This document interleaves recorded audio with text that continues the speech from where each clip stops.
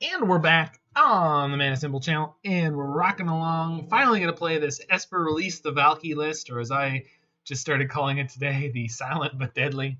So what's going on with this one? Well, we've got an Esper Vial deck, so we're using the card Aether Vial along with the colors of white, black, and blue in order to play a creature-based strategy. We've got Enter the Battlefield triggers. We've got Charming Prince as one of our creatures who can slide other creatures and re-trigger their Enter the Battlefield effect. Skyclave Apparition, the Swiss Army knife of modern white removal, hanging out here at 3 mana slot, along with Flickerwisp and Reflector Mage. So a whole bunch of very, very powerful Enter the Battlefield effects with which we can mess with our opponent's permanents, aggressive creatures, planeswalkers, anything.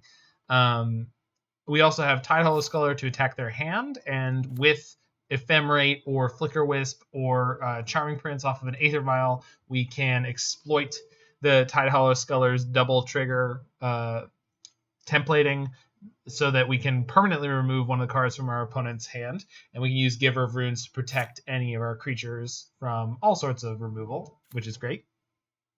But then we've got Valki, God of Lies, hanging out here. You don't normally see this card in a deck without Bring to Light at this point. So why are we playing this 2-mana 2/1? Well, we are actually planning on putting Valki into play as Valki, God of Lies. But why? Well, we're playing 4 copies of Release to the Wind. So if you've never seen this card from Rivals of Ixalan, it's a 2 and a blue instant. It says exile target non-land permanent for as long as that card remains exiled. You may, or its owner may cast it without paying its mana cost. So that means we can either use this as a slow flicker, where we exile our creature, and then we recast it at sorcery speed in order to re-trigger its end of the battlefield trigger. Or with Valki, we can exile this card and then cast it for free as Tibalt Cosmic Imposter, giving us a 7 mana value planeswalker for the low cost of 2+3. Very similar to Bring to Light, but with a lower sort of opportunity cost, although we have 2 for 1 ourselves to do it. This deck has been in multiple 5-0 deck dumps with different configurations, so I'm excited to try out this one.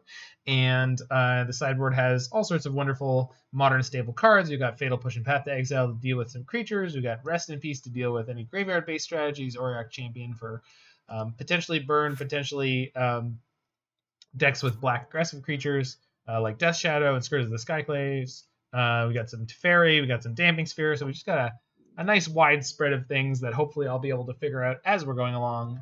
And we just got off of a sweet 3-2 with Jiggy Wiggy's wonderful hammer deck. The 4-color Omnath. That's how you want to do those in here, McDerp. The 4-color Omnath deck, the Stoneforge Omnath Karn Lotus Cobra deck, which doesn't really have a great name, but had a good time with that one, falling only to Storm and Blue-Red Prowess. And in both those matches, we were kind of in it, although the Blue-Red Prowess deck really ran us over. Storm, we actually took one game off of them and seemed very likely to take a second, but we didn't. So, good times had in that league, so let's see if we can have some good times in this one.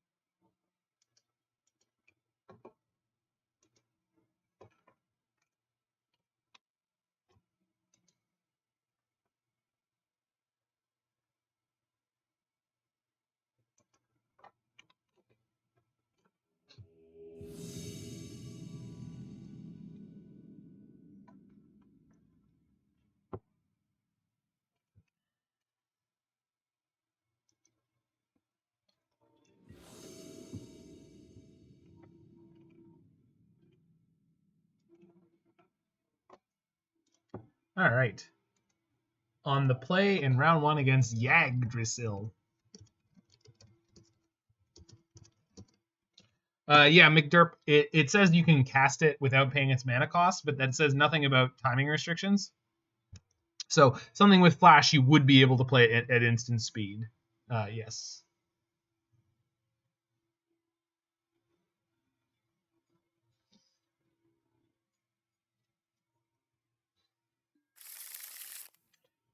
Hand has no Vial and no creatures. Hand has no Vial, 1 land, and nothing going for it. Hand has 1 land, no Vial, and almost nothing going for it. Well, we're at 4. Hand has no lands. Just flat out no lands. All right, that's the best hand. That's the best hand we've had. Okay. My opponent also mulled to 4, by the way.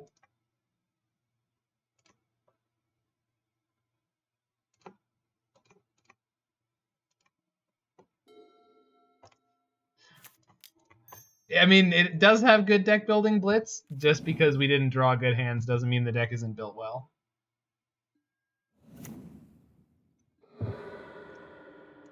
Opponent's on a Luris deck, so they may be on just as regular. Oh no, they are actually on Hammer Time. This is gonna be a game, I guess so. I mean, it might not be. They're on Hammer Time. It could be over basically right now. Not right now because they played a Giver first, but okay.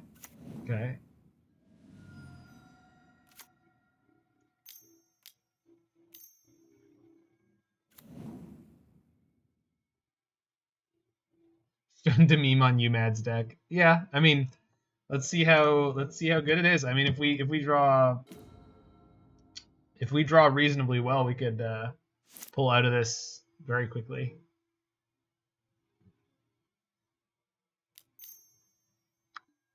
Shoot. I did not invoke the name Pure Steel Paladin because I didn't want to see it happen. However, they don't yet have 3 artifacts, so they can't get anything equipped. Sigarda's Aid wasn't going to scare me if they could get their hammer equipped, but the thing that does worry me is if they can get a 3rd artifact with the Pure Steel Paladin, because then they can just keep equipping over and over again. Hey, how you doing, yumad? Okay. So opponent had a much better 4 than our 3. Which is fine. I mean, we had to mold a 3 there because we couldn't find lands with a Vial. In fact, I think in the first 3 hands, I had a total of... Sorry, the first 4 hands, I think there was a total of 3 lands. No, the first hand had 4 lands, no Vial, and no creatures. It had like Ephemerate and some other nonsense. I mean, we're still in this. We're definitely still in this. Any artifact they play right now, I can, or if they play an equipment, we Flickerwisp the Pure Steel Paladin in response. They don't draw a card. However, they can play their artifacts at instant speed at the moment, but that's still probably what we'll end up doing. It depends on exactly how this all comes together. They're playing Memnite, so this is their 3rd artifact, which means there's a Giver. Thanks, Blitz. Now nothing matters anymore, and I have no hope. I mean, I just flicker the Colossus Hammer. And they can't equip at instant speed, so this is actually fine. In fact, depending on how they attack, we could really blow them out.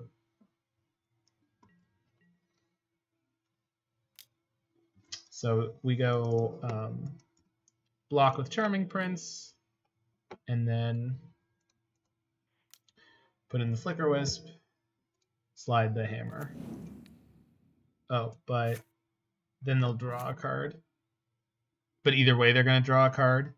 But I could Ephemerate the Flickerwisp to send out their Pure Steel. I would have a Flicker at our end step, then Ephemerate to 2 of the things they're you. What?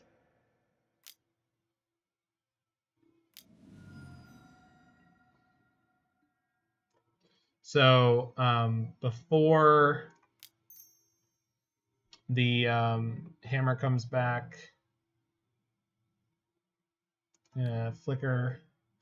If I Ephemerate Charming Prince, then Flickerwisp goes out till my end step, so I have to do the Flickerwisp.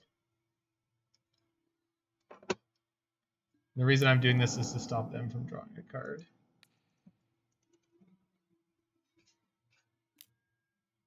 Oh, right. As Blitz mentioned earlier. Although this means that if I draw a Scourge of the, or no, a Skyclave Apparition, then I can get rid of their Pure Steel Paladin permanently. So we'll see. Oh, and they get to equip her free. Because Sigarda's aid doesn't care if they cast it or not. So we'll rebound the Ephemerate on Charming Prince and see if I can't scry into something.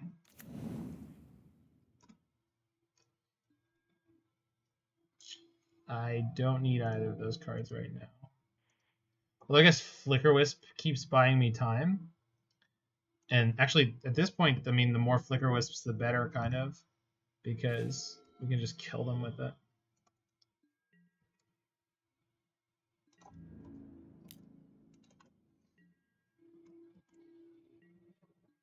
Flicker at our end step. What do you want me to flicker at our end step? What? That's just... I mean, it takes it out for their entire turn, but don't... It's not... I don't think that's worth it, because then I can't do anything on their turn, and they could have a second hammer, they can... They could have a second Pure Steel Paladin. They have a Sigarda's Aid in play. Like, they have too much redundancy for that to matter. If there was something that, if I take it off the table, they can't do anything particularly impressive on their turn, yeah, that would be a play I could consider there. But I don't think that that's worth doing right now.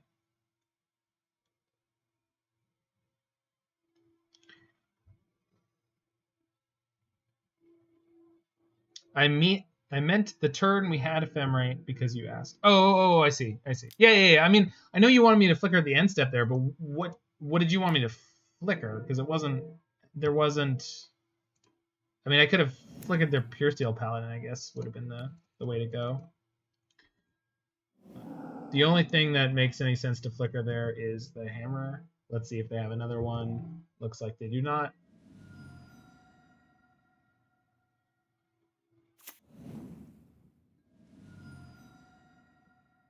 And yeah, they're gonna get another card draw off the grabbing Luris. Yeah, they're playing Luris. I missed them grab it last turn. Blocking with Prince. Oh, I missed that. Square Mill. Yeah, you're right. It 100% was. I did it last turn against the Stoneforge, and I just forgot about this turn because I was talking so much about all the Ephemerate stuff, and not realizing that. I mean, we got to the post combat first. That's not an excuse. Yeah, no, that was just a pun. Just a nice clean mistake. Just a nice clean mistake.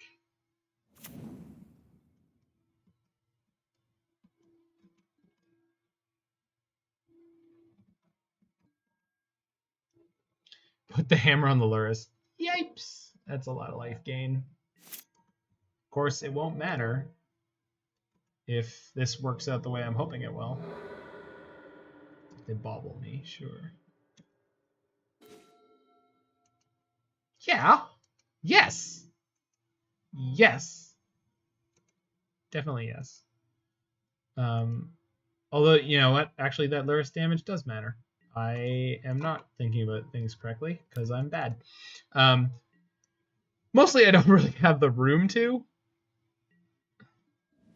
I imagine Luris with a hammer is just an episode of Tom and Jerry. I mean, yeah, very much so.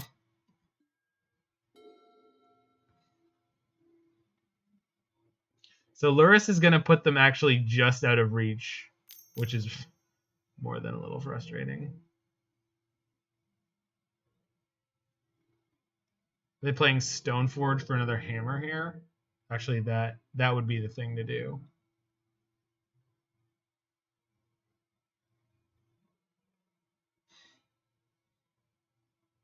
Their draw came together beautifully. Look at all the card advantage they put together. Yeah. I mean, I can't do anything about that.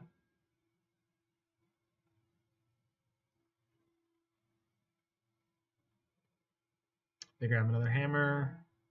So there's no, yeah, I mean, one giver was a problem. Two givers is basically going to be game. We got pretty close, but they grabbed the Luris quite a lot earlier than I was expecting. I didn't notice when they initially grabbed the Luris, and then they got it into play on a turn where I really wasn't expecting it. And not that I had much that I could do about it, but I wasn't tracking this game properly. And they're tanking pretty hard. Not sure why. This should be a very, very clear and easy line. I mean, maybe they want to give Luris protection, and then I Aether Vial, and then they just give it protection again, and then play the second hammer, and just kill me. Steel Ship, good lord. I mean, they have 2 mana, so they've got 3 hammers. I'm just going to shortcut this for them. It's fine. I'm not worried. Definitely very dead there. We mulled to 3 that game, and we never found a Wall of Omens or any of the things that would have been very good there, so that's fine. I have no idea what I'm supposed to board out here. Probably my givers, since they're not likely to have a huge amount of removal, although they may board it in. And then something of medium value. I guess the Ephemerate, one of the Ephemerates. It's probably where I want to be. I don't think that I want Rest in Peace here. I mean, it ever so slightly hoses their Luris, but we should be able to do a pretty good job win this game without it, as long as I don't have to mulligan so brutally. Yeah, all right.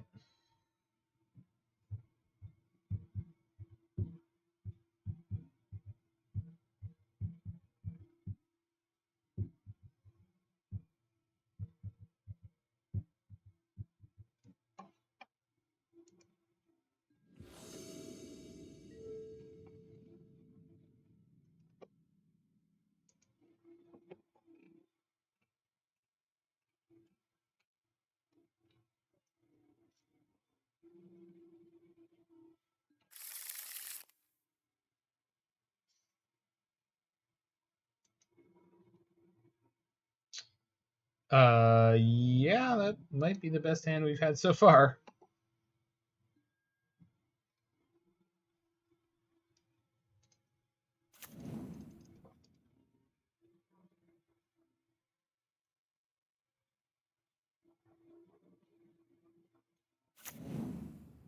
Ink Moth. Turn 1 Ink Moth. Okay.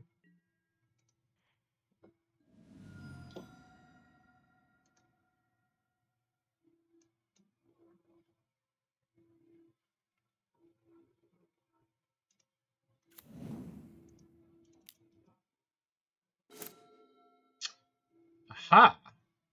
Okay. I think we just do that. Yep. We're doing that thing right now. I really don't see any reason why not to. I mean, they could have a path or something like that, but I'm okay with getting the advantage from it. Hammers, aids, and a silent. Oh my god, am I dying on turn 2? I'm not. Thank goodness. Wow. Tibalt, not good on this board. Nope. Wow. That sucks. Yeah. All right. Well. Okay, they drew a Stoneforge and they played that. So you're going to add Colossus Hammers. They have 2 Sigarda's Aid and 2 Hammers. And, oh, of course, and they have the Stoneforge for the...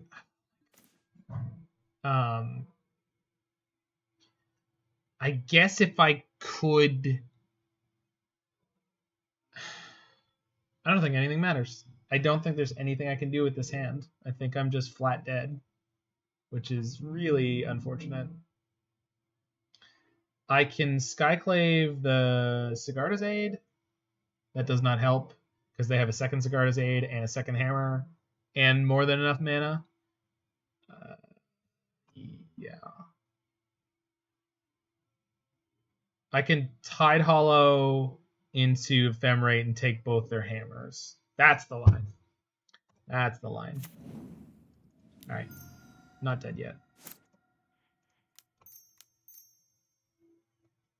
So let's hold priority just in case.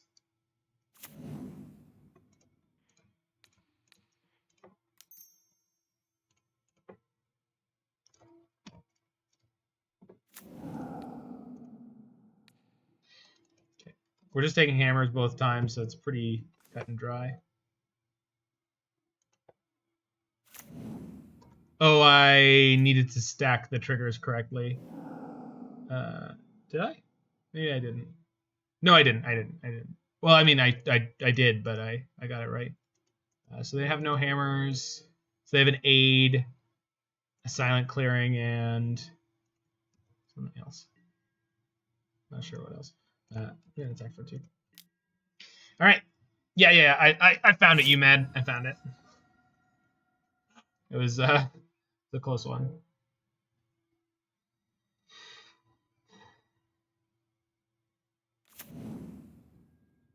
And they drew a Mem Knight. Okay.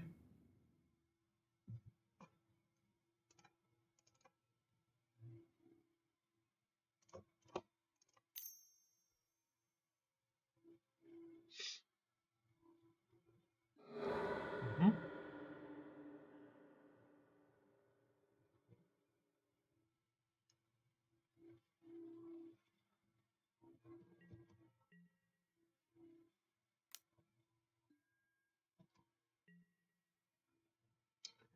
Yeah, I mean, I'm taking that. Not a Shadow Spirit. That's fine. So if I put Valki into play, I'm exiling. What am I exiling? I don't know, but let's look at their hand first with Valki. Maybe they found a creature? They did not. Sigarda's Aid and Silent Clearing is their hand.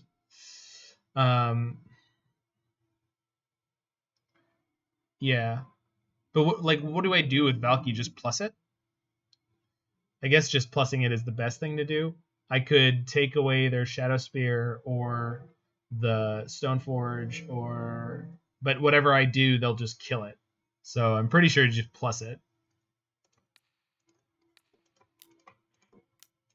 And see where I end up. I can play a Godless Shrine this turn. So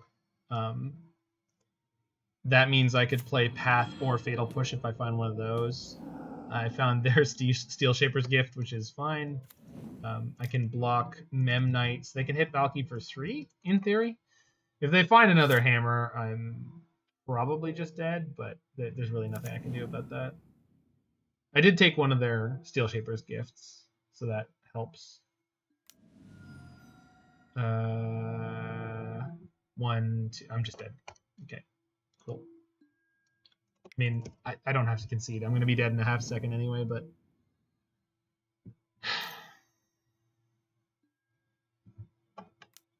yeah, okay.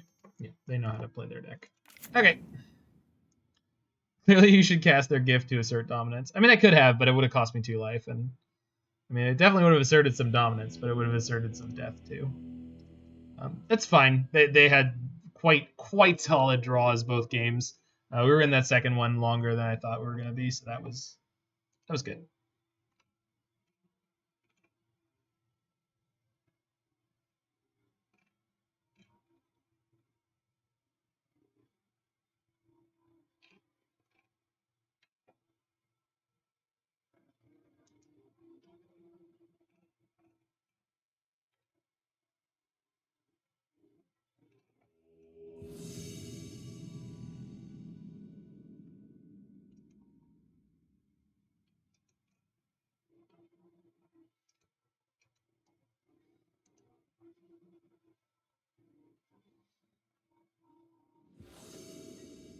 William Bax.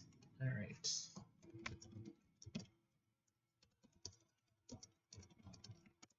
Let's do it.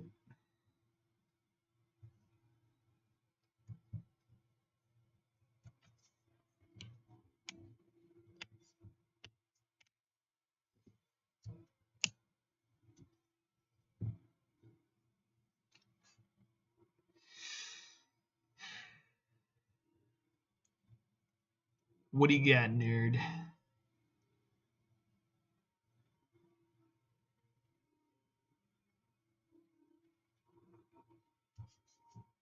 A lot of slow opponents tonight.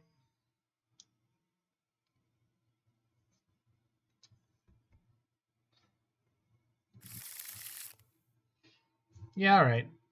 Ooh, no, not all right. No black mana. All right. Opponent is Luris again. All right, this hand is good. Shift the Swamp. Yeah, because we've got the Concealed Courtyard. Cool. Play tapped Hallowed Fountain. Pass the turn. The most hallowed of fountains. Yikes. Well, gonna be glad to have Concealed Courtyard into Wall of Omens here. Yipes. So, getting to release the winds our Valki is going to be interesting. See if we can get there.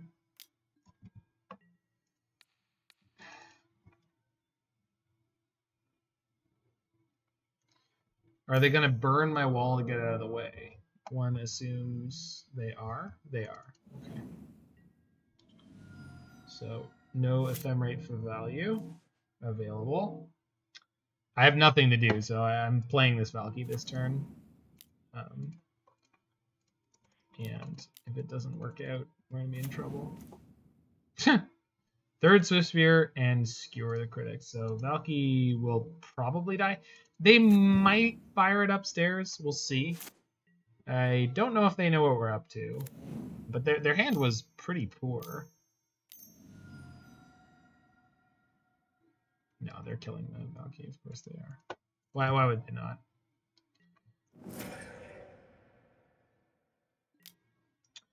Feeling pretty helpless here against Burn. It does not help that we're flooding out like crazy in our 20 land deck. There's the third Swift Spear. We could release one of these Swift Spears to the wind, but that's pretty pointless. Okay, top deck the Lightning Bolts. 4. And we're dead. I don't know what I was really holding out to draw there. But there's no way we're not dead there. However, we do have some sideboard cards for this matchup. I think this is the Valki release to the winds out matchup. And we just go like Champions in, Path and Push in, and go 1, 2, 3, 4, 5, 6, 7, 8. Yumad is here, who is one of the archetypes of the deck. I was holding out for a hero. Bonnie Tyler. Bonnie Raitt? No, Bonnie Tyler. I think this is the correct sideboarding in this matchup. We just turned into Esper midrange, which I guess is a really difficult way to actually win the game. But maybe it's not as hard as I think.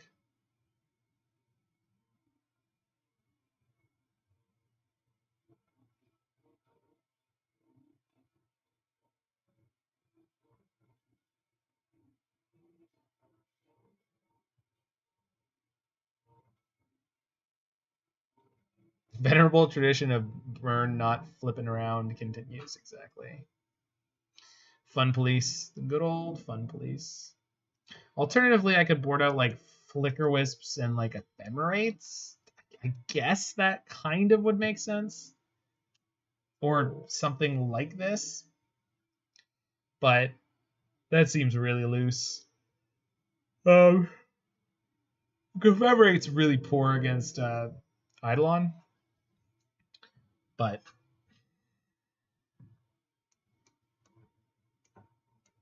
I think I'm going to try it that way. If I'm totally off base, I'm sure I will be informed by the internet. Love you, internet.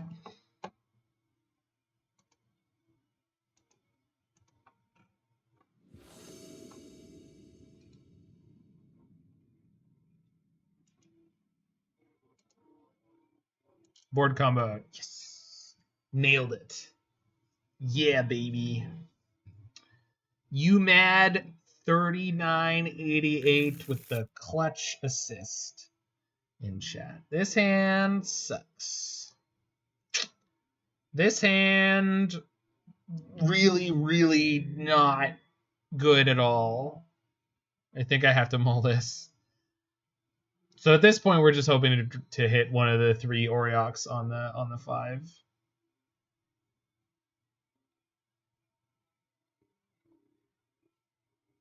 I've been drawing some pretty spectacularly bad hands. I feel like Larynx Punchworthy has something to do with this. Are you here to release to Valki to the wind, or are you here to play Esper midrange? Porque no los dos. Jesus. Brutal. Going to 4 against Burn here. I mean, I had to. I had to go to 4 here. Jesus. Yeah. I know. I don't like I think I'm mulliganing correctly. But I just the deck just doesn't want to give me any kind of mixture. It's just like either all lands or like no creatures. Like we had multiple draws where it's been like Aether Vial, 4 lands, Ephemerate, some other nonsense. I mean, we just have to top deck the Auriok Champion here. It's just they got to keep their 7, so I'm feeling not good. Well, some days you're just going to draw all the bad hands, and that's okay.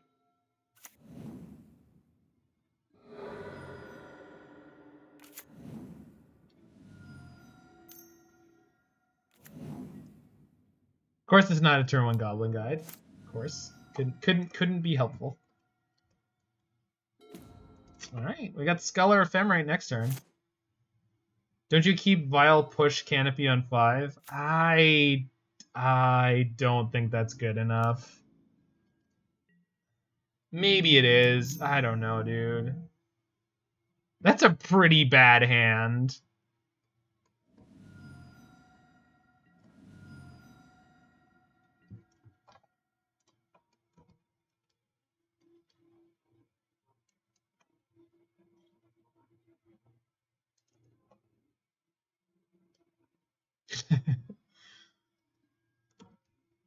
I didn't complain about Arena. I criticized Arena. They're totally different, right? Right, Watsy? Please. No. It's okay. Clearly next season I'm just going to become an Arena e-boy and be much more popular for it.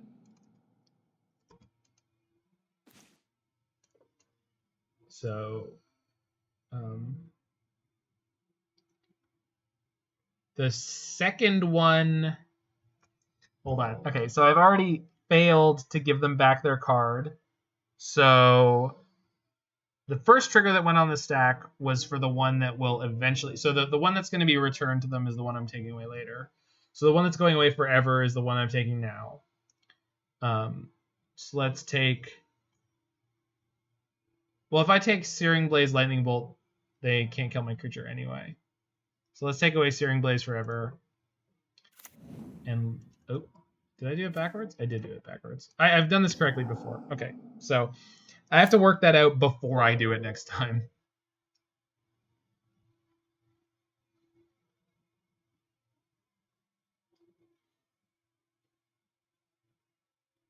So they had Boros Charm, Lava Spike, which is an absolute ton of damage, but... So playing Boros... They drew a Lightning Helix. Of course they drew a Lightning Helix. How could they not draw a Lightning Helix? God damn it. They have a Searing Blaze. Yeah, of course. Of course. I mean, I have to plus... Oh, I should have done that in reverse. Damn it.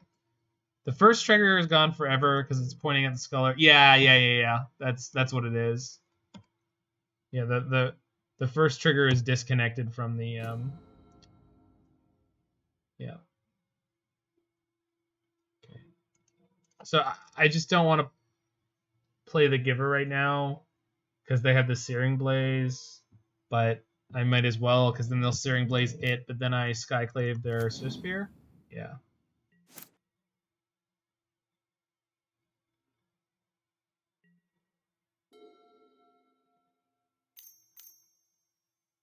This is Boros Charm on me.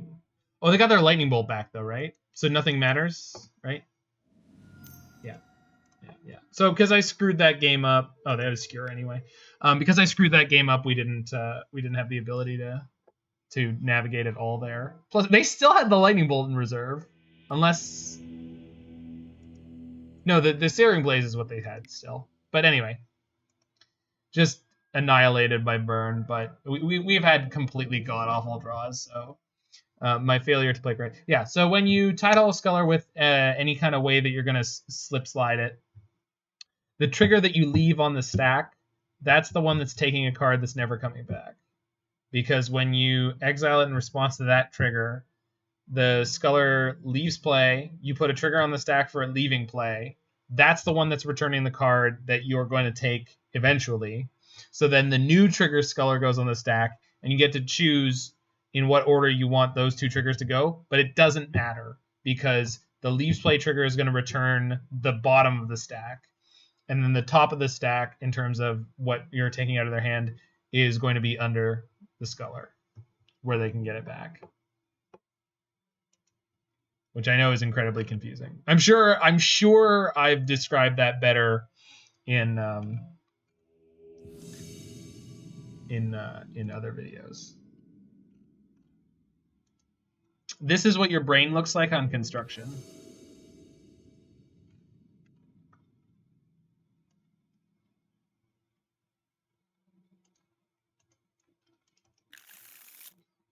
So we're on the draw.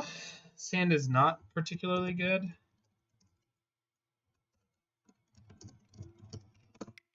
I'm pretty incentivized to mull this, even though it does have a silent clearing and a giver. I mean, like, maybe I'm not supposed to. We've got to release to the winds. We'll find a Valki or a Vial or an Ephemerate or a Wall of Omens. And we could be against a discard deck. So the jig is up.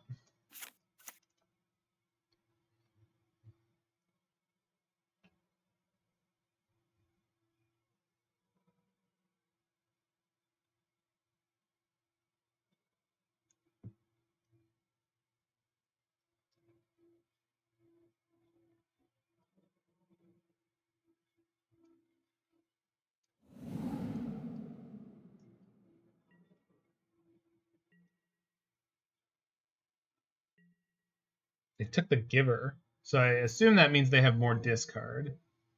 Yeah. So in which case I'll play out this Marsh Flats because we're going to grab a Hallowed Fountain at their end step, I think.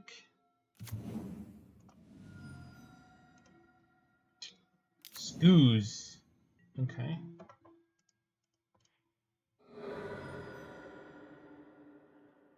So that's weirdly specific. They're not playing Luris? Strange.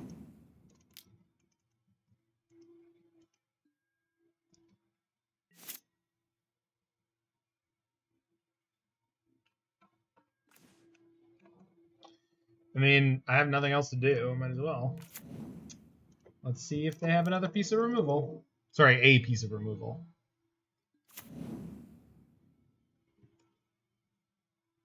Good to see land Liliana. Yep. Or call against command. We're screwed either way. But no creatures in their hand, so Valki continues to be irrelevant.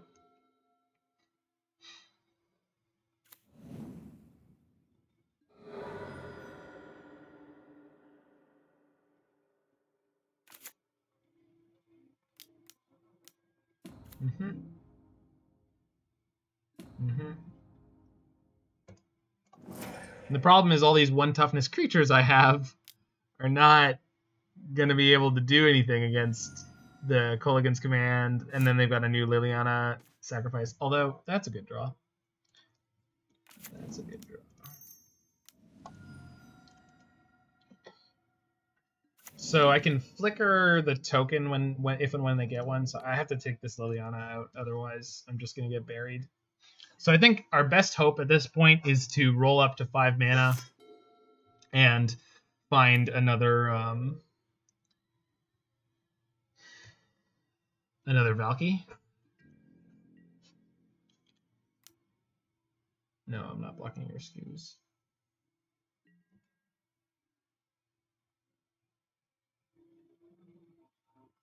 Should the Ephemerates be unearthed? That's potentially a very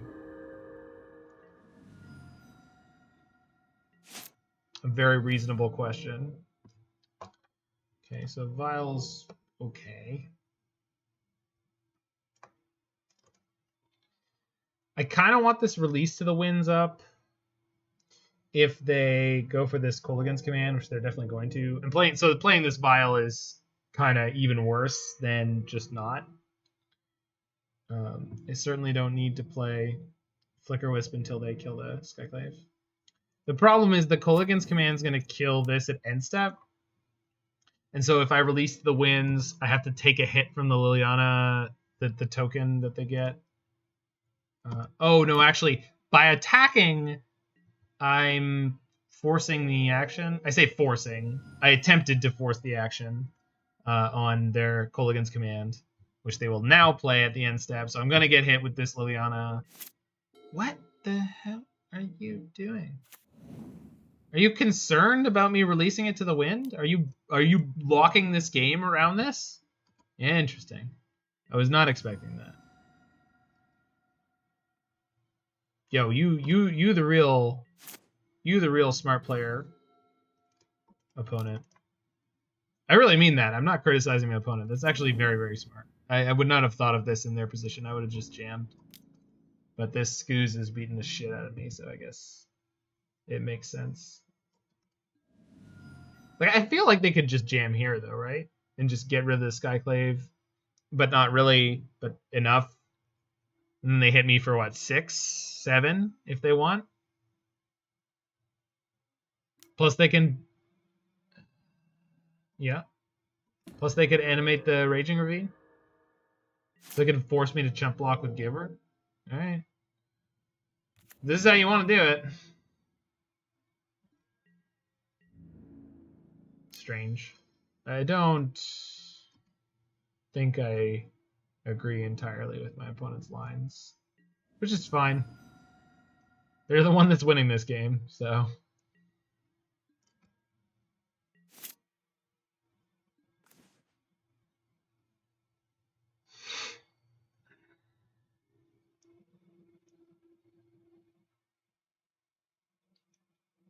So if I go Release of the Winds, they go Removal Spell, then I go Protection, recast the Skyclave.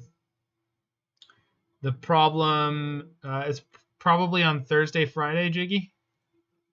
The problem here is, while I'll be able to recast the Skyclave to take the Scoos, I won't be able to deal with the token, plus my Giver will be tapped. I really don't think I have any other option.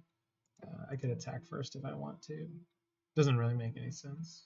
Yeah, it kind of does. Right. Why not?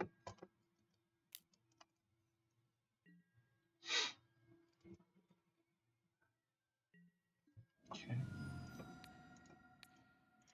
So let's release my Skyclave. If they have double removal, I was dead anyway, so.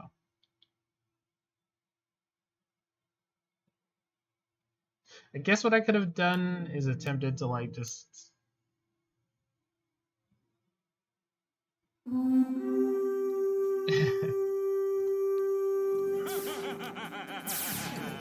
You can run, but you can't glide. What's up, Control Freak? Oh my god, 85? It said party of one. That's huge. We're just here getting absolutely handled by Jund while playing Esper, Vial, Release the Winds Valki, which I have, of course, titled Silent but Deadly in my very mature way. And I've been absolutely smashed by Hammer Time and then Burn, mostly due to absolutely god-awful draws. So let's see if we can't find some kind of semblance of a game win. Party of one, plus 84. These are all my plus ones.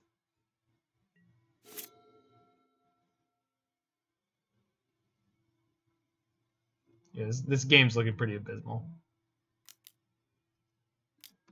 Yep.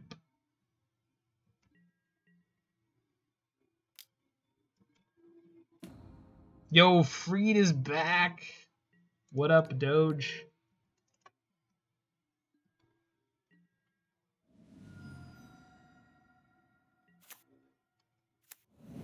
So it turns out our 2-card combo deck, where one of the cards is a super fragile creature, is bad against Jund.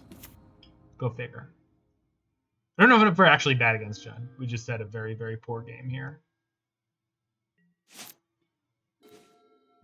I mean, yeah, that kind of works.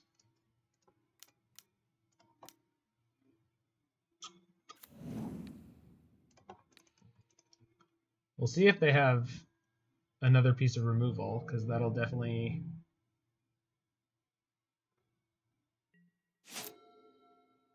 Did KO Diamonds come with us? Because It usually does.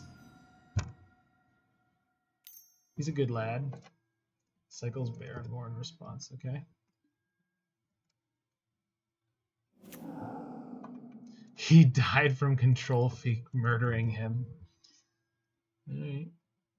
So they can Raging Ravine, attack, and force me to block. Played versus Nav, and they egoed me all 3 games. Still won with your favorite 15-mana dinner special. Nice! They flip Liliana. Okay, just dead. Been dying to Jund a lot. His roast crashed your Twitch. Nice. So shouldn't have brought Stoneforge to a gunfight. It's not his fault. WotC refuses to put guns in Magic the Gathering. It's not his fault. The hell do I board against Jund? None of these cards seem particularly appealing.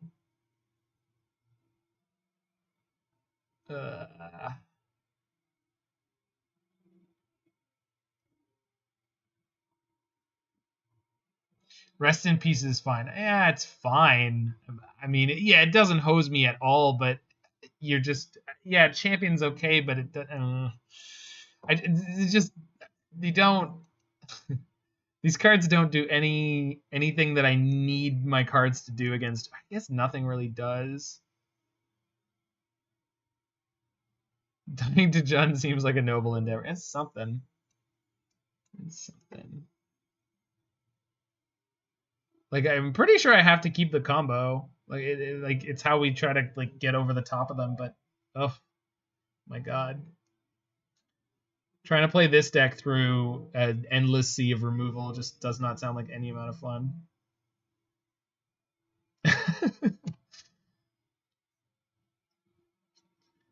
I know you like your Jund deck, Timmy. Have a trophy. Jeez.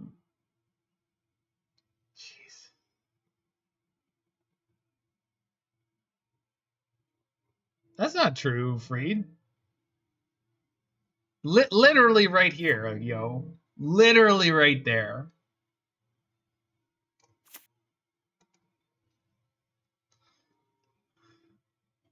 Plus you've got Stoneforge. Plus you've got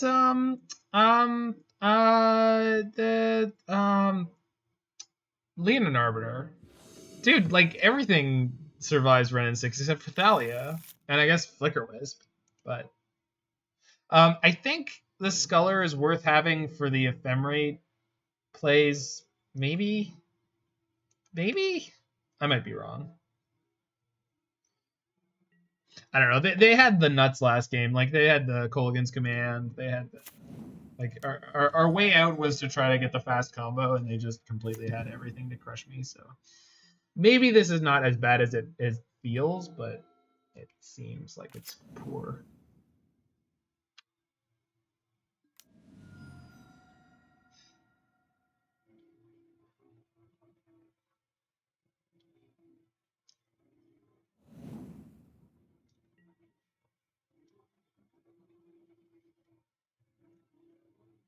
I love Stoneforge Mystic so much. That is the kind of card I want to be playing. Not necessarily. I don't want to necessarily play that card. I mean, I do, but that is the kind of card I want to be playing. Just everything a 2-for-1 by default, please. That is the deck I want to play. I want the values. Maximum values. Thanks for the follow there, James Sykadales. That is probably not how you say that. More discard. Yay! More discard! We never get to make any decisions! I want to play... I 5-0'd with Stoneforge Mystic in an 80-card deck with Bring to Light. Last week. It's on my YouTube. Which everyone who rated for me from Control Freak can check out. Bop that sub button. It's free for you and cheap for me. And by cheap, I mean free. But more importantly, give me that 1,000 subs thing, which then means I can monetize my videos, which I probably won't do anyway. Like I don't tend to run ads here because screw that. But you know, it's a milestone. I'll be able to maybe get that sweet, sweet Mana Traders endorsement.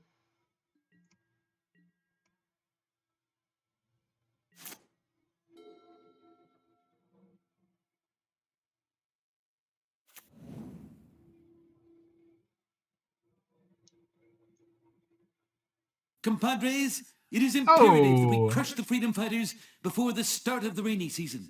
And remember, a shiny new donkey for whoever brings me the head of Colonel Montoya. Absolutely drop a follow. Yeah, I'm so it's funny because when I looked at their requirements, I don't fulfill any one of them, but I'm like over halfway to all of them. Even they have one for a podcast, and they're like, it has to be a weekly podcast, and because of my hosts, it has to be every 2 weeks because they're actually like busy, full, actual human beings. And so I'm like, damn it, I do a bi-weekly podcast. I had over half the number of Twitch follows they wanted, over half the numbers of YouTube follows they wanted, but just didn't meet the criteria on any one axis. Wall of Omens is an excellent draw. Okay, finally found a Wall of Omens. That's big game. It's cash money. It's free real estate. There's a pool in the back. All right, let's get this Giver in play. It means I don't have the mana up for Ephemerate, but depending on what they do here, I might not need it. If they bump off the it's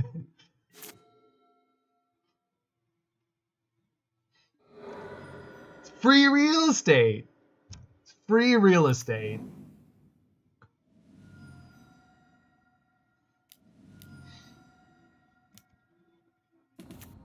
All right. If they edict me, I have to sack the wall. Because then I can attack down the Liliana. They haven't played a land yet this turn, so it's possible they're just like gaming me. And now they're gonna play like either bolt or push. But nope. Looks like I got that one.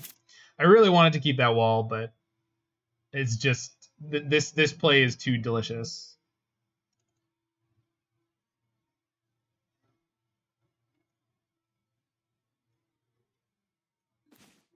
Shoot.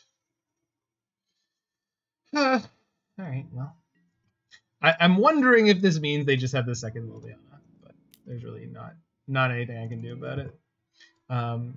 Play the Marsh Flats, play a incredibly low value Flickerwisp. flicker my silent clearing. So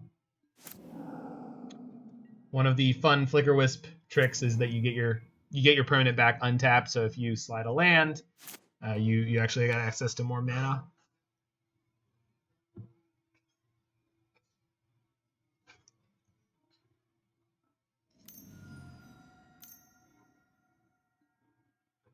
Tarmogoyf. That boy is thick. Good lord.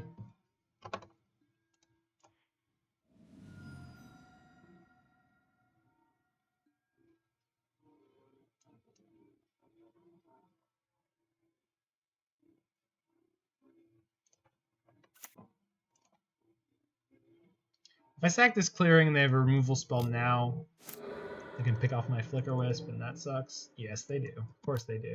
Of course they do. Rats. Skyclave. Scourge of the... Or no, Skyclave Apparition. Off the top. Please. One time. One time. There's 4 of them in the deck right now. More lands. Sure. Yeah.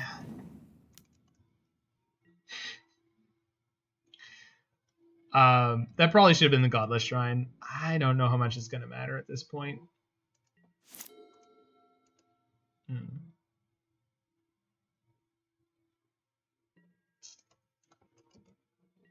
I was counting on putting the combo together at some point, but I can't even get enough cards going, so this is a problem.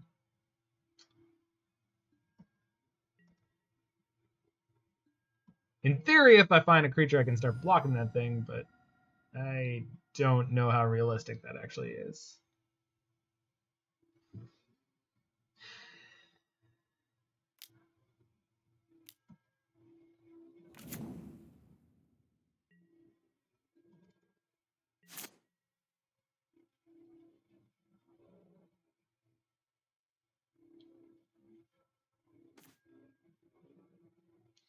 I mean, yeah, that's something.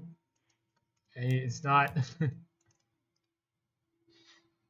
Maybe they'll have a Tarmogoyf in their hand that I'm allowed to grab. Be a thick Valki. Sure, I'll take a Blood Ray Elf.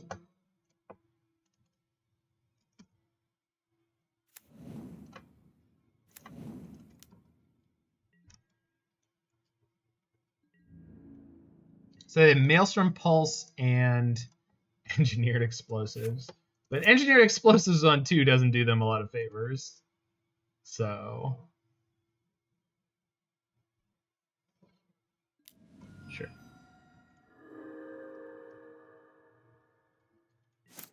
And the pro-green that I need Valki to have to block the Tarmogoyf protects it from the post-combat Maelstrom Pulse. So that's not too bad.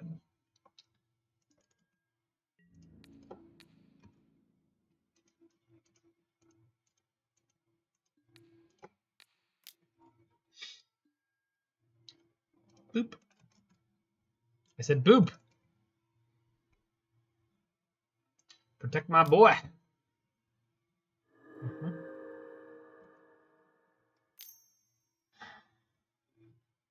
They're just eating more. Yeah. There's still a wall in there. Friggin' Scavenging Ooze is Tarmogoyf sized. Alright, I need a hot draw. It's got to be a spicy one. I don't even think the Release to the Winds really does it at this point. That's the one I wanted. That's the one that I want. The one that I want. Ooh, ooh, ooh. Honey. And we're going to respond to the Skyclave trigger by ephemerating it, because I'm fairly certain they don't have removal in hand. They'll be able to kill my Skyclave next turn with the Maelstrom Pulse, which is not particularly threatening. Or at least they can try. I guess at this point the bigger danger is the Raging Ravine, but thanks to Giver of Runes I'm kind of set up. So, alright, we can turn around from here. Spin me right round, baby, right round. Next turn I'm going to be attacking with Valki the Bloodbraid Elf. It's kind of hot.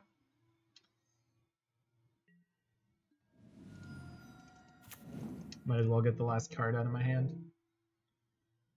I definitely don't want to activate my remaining fetch. Being at 5 is slow enough against Jund. So their hand is double removal, but both of them are kind of clunky and slow against this board. I think if they go EE on Giver first this turn cycle, that kind of puts them in the best spot. But I'm not sure what they're going to do. They had EE and Maelstrom Pulse, and they have one unknown. So we might be out of here.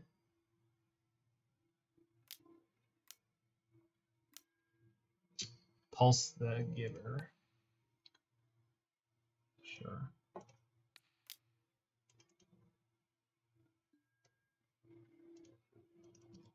I should get it per red, but I don't really think it's going to matter. I don't think that, yeah, they didn't have a particular plan. So they have the EE in hand? Interesting. I'm definitely not taking the damage because I kind of have them on a lethal clock here. I'm not ephemerating anything, unfortunately, just because it just doesn't make any sense. I mean, I could and it would get it in my graveyard, but I think just turn Valki into a Bloodbraid.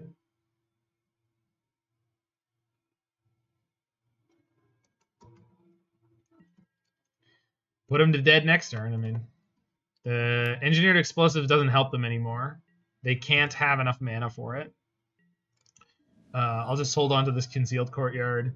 If they have a Croxa, it doesn't hurt me more or less. If they have, I don't know, most other discard-based stuff. Yep, that's a good one.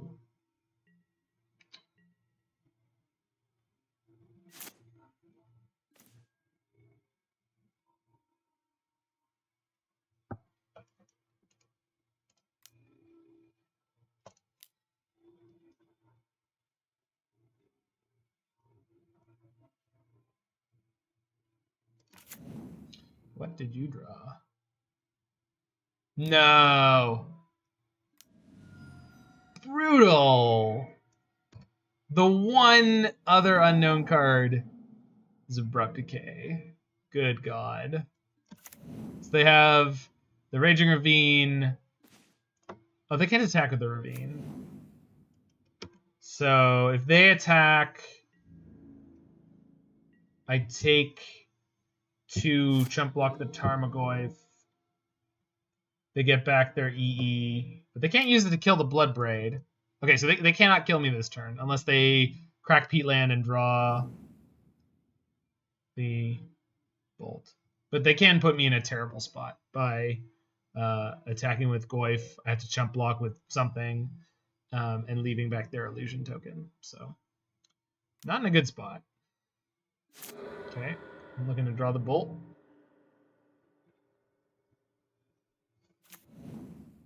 Battle land.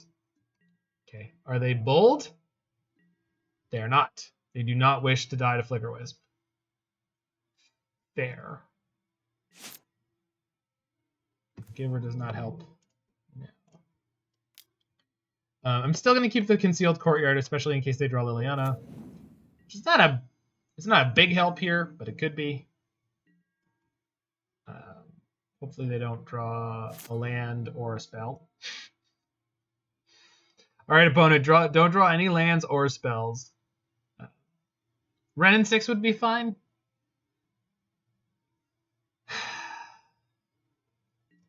Goes to combat. Attacks the Tarmogoyf. I have to jump block. If I give them back the Engineered Explosives, they can kill the Giver with that. I absolutely cannot give them the Bloodbraid. So, if I draw Flickerwisp, I can win this game. Skyclave Apparition would be fine, because it would get rid of the Goyf at least. Release of the Winds would be pretty sketchy. Okay.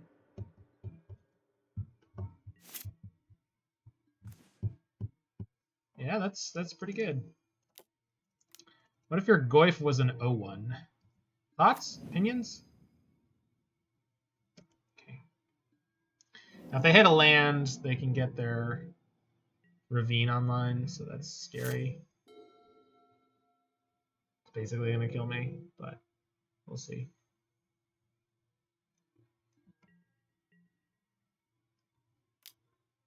Yeah, I'll take the 2 against the Lightning Bolt deck, because I can't afford to lose this Bloodbraid. Okay, Flickerwisp or Skyclave will do it. Alright, let's see. Did it?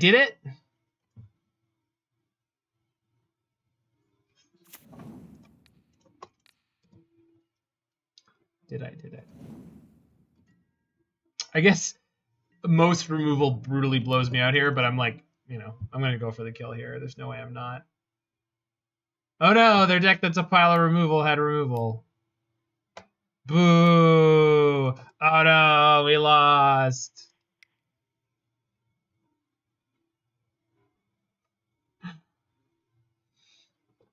The Bloodbraid is a Valki God of Lies in its alternate mode.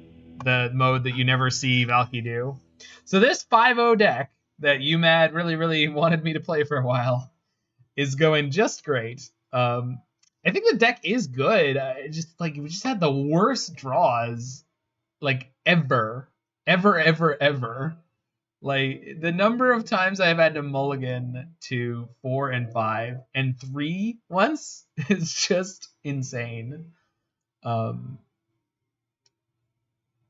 But I mean, that game was very close. Spike went 0-4 with it? What? No. Are you kidding me? This is like right up his alley.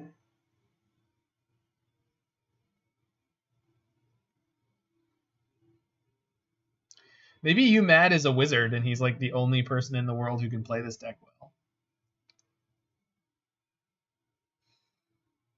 No, I mean, I don't think you're kidding me. I've seen Spike flame out with decks before. I just wouldn't have expected that.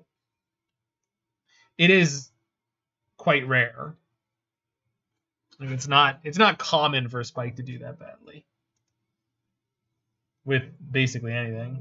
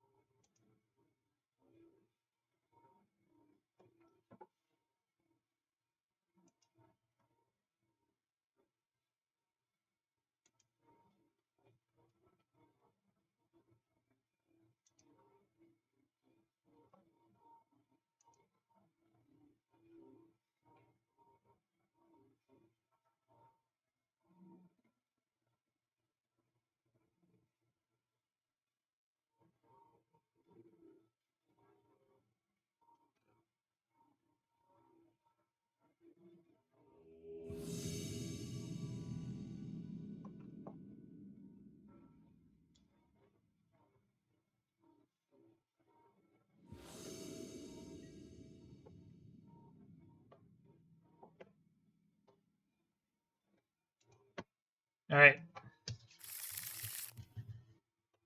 If we lose, we're in the no-win bracket. We lose, we literally can't get anything for this league. So, I mean, this hand is probably one of the better ones I've seen so far. Don't let me down, Scullers. Don't let me down. Release does work with other cards, but it's really just a blank without Valki. I mean, in Modern, it seems like it would be good enough with Skyclave Apparition against something like Jun Shadow, for example, where you're like nailing like very valuable threats and you're giving them very little in return. You're giving them 1/1 or 2/2 or things of that nature. The problem with it is this deck folds to the attrition decks pretty hard. I mean, a lot of the time, not all the time, but I mean, when they have discard, it's way easier for them to just maneuver around your hand. And Release of the Winds being 3 mana versus Ephemerate being 1 mana is a big difference.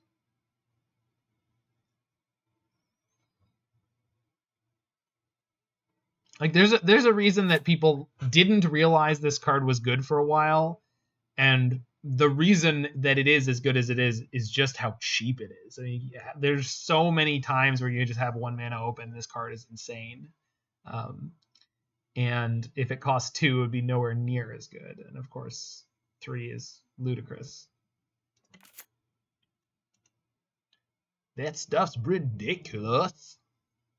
Tibalt doesn't usually just win the game by itself. It's a nice option as a one of the PTL decks. Well, yeah, I mean, I think this deck, though, is meant to be attacking your opponent's hand and hitting their resources in play, and you've got a bunch of chump blockers, and you've got the Giver of Runes with other creatures that can block, and it all in theory, it all gums up the board and messes with your opponent's hand in such a way that the Tibalt's able to do its work. In practice, for me, it's not been able to come together. I can imagine that it can, it's just not in the games I've been playing at all.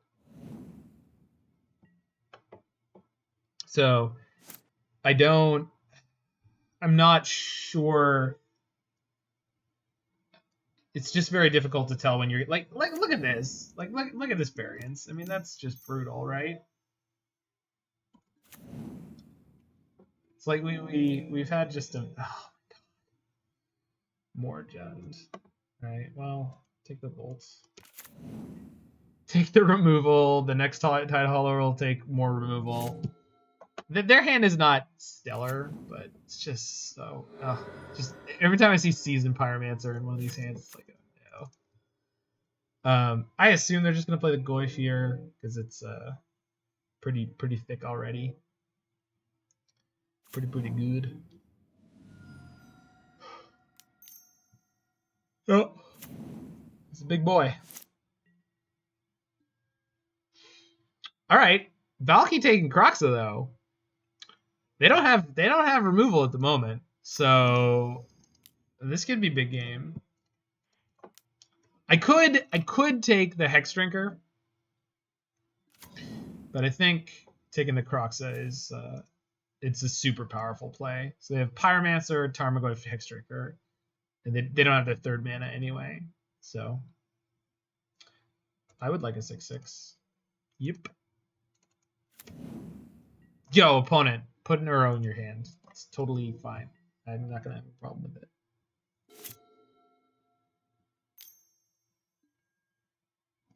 Yeah, that's not scary. I know exactly what they drew. They drew that card, and I'm not worried about it. Yep. That's also not too bad. Giant Tarmogoyf, on the other hand. But take the removal, Sculler takes another, and then our House of Cards falls when they kill something. Well, I mean, that is how it's felt. But I've again, as I've commented enough times, like our draws have been pretty abysmal. So I think the deck is better than it looks, than it has looked in this league, but certainly not in these situations. Kroxa though, Kroxa gonna go to work. Opponent discards Seasoned Pyromancer. They're the 2nd Goyf, right? They chump block? Wild. Interesting.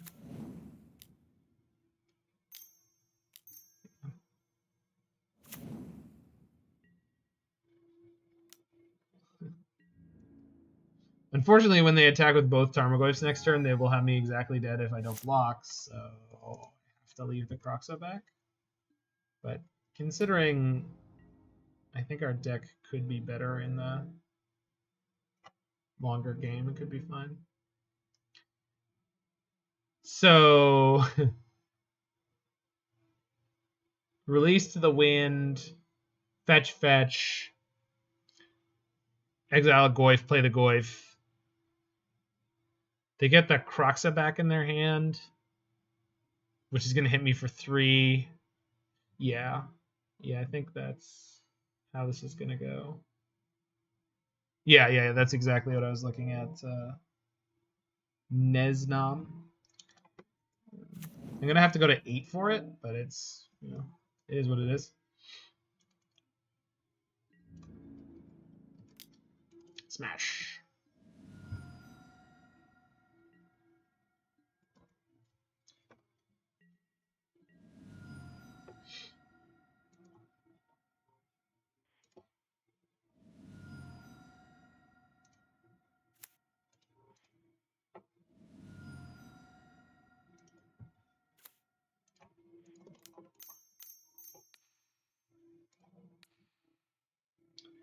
Bye, Valki. Poing.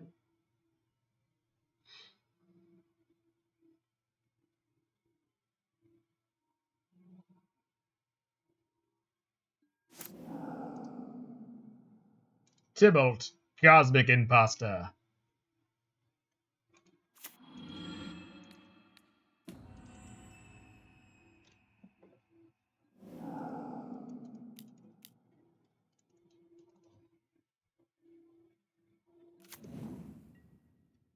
So I've mentioned before, I think Tibalt should have the Mark Hamill Joker voice.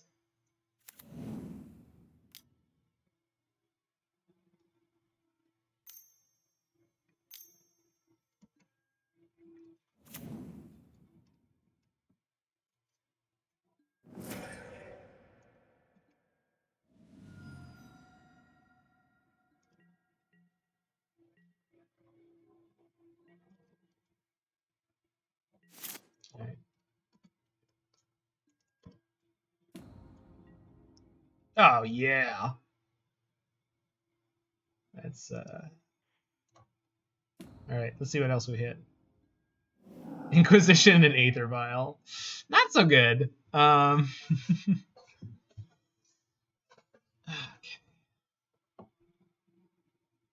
I could draw step, reset the Sculler, but they get a lightning bolt there, so that's no good. And Ephemerate to protect my Tarmogoyf is no good, and they drew exactly enough mana to cast the Kroxa. So bad stuff is happening. Yep. Alright, well. But if they play the Kroxa out, I ditch the Ephemerate, then I can exile their Kroxa with Tibalt. Well, it doesn't help me too much, so.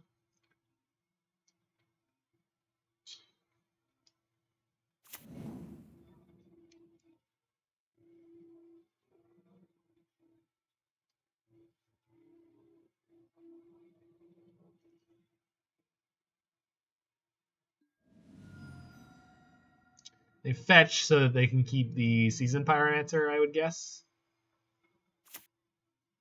So I suppose the real question is going to be, on my turn, do I plus Tibalt or minus Tibalt? I think minusing Tibalt is a coward move. But I'll see what I draw for turn first, because that it's going to have some influence. If I draw a Skyclave, we could just win the game, maybe. So that obviously makes it a little more cut and dry.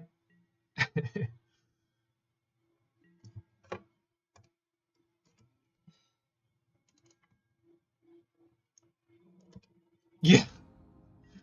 It took a good number of games for us to get to Tibalt actually being able to do work. I mean, if I plus Valki, I could obviously lose quite quickly.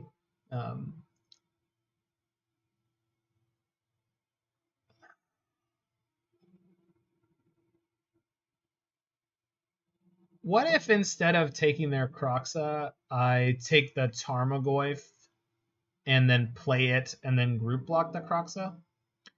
They can get the tokens off Season Pyromancer, so I need to watch out for that, but I think that's fine. I think that's a better play. Yeah. Yeah. All right. If they draw a discard, it won't kill me. I guess I could just put the Sculler into play since I'm not going to be able to like upkeep or draw step Sculler them or anything. All right.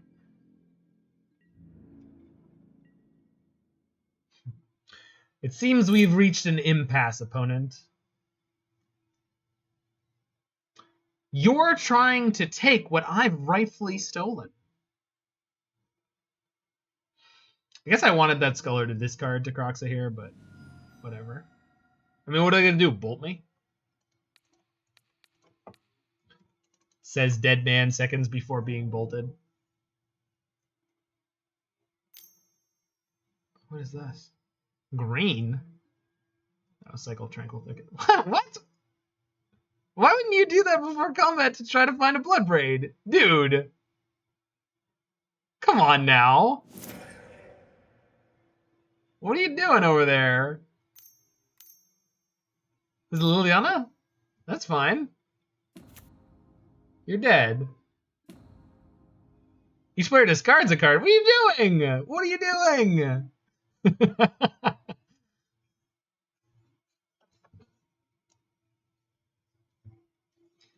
Well, Liliana, I think the last time we saw each other was on Innistrad. Times have changed. Alright. So we're against Jund again. We're definitely going to grip it and rip it. And then let's try removal instead of the champignon.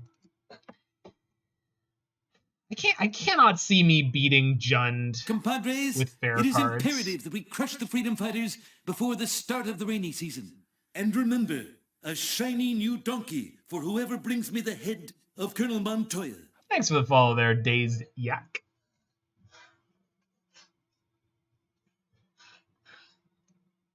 I think I have to try to combo. If I'm gonna combo, and if I'm gonna play Rest in Peace, so maybe we don't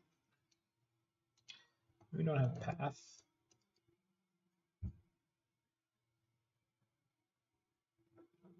Maybe we don't have Flickerwisp. Maybe we don't have one. Wall of Omens seems like medium. No, Wall of Omens is very good. One Reflector Mage. Right, I'll be back in a second.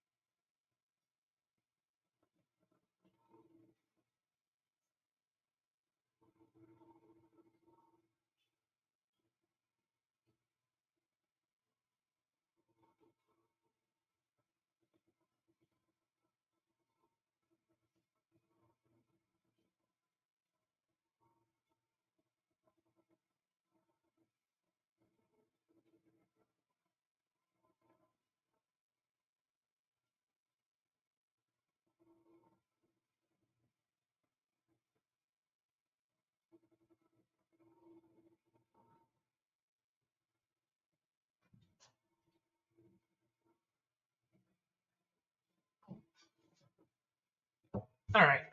So, all right, let's do this. Let's do this. I was told not to board, I was told to board out the combo by Deckmaker yumad, but this time we're gonna fly in the face of his instruction after having just won a game via Valki and see if we can't do it again. I got a keepable 7. That's phase 1. Phase 2 is win the game. But phase 1, I got out of that, boy. I'll tell you. Hex Drinker. Channel plan.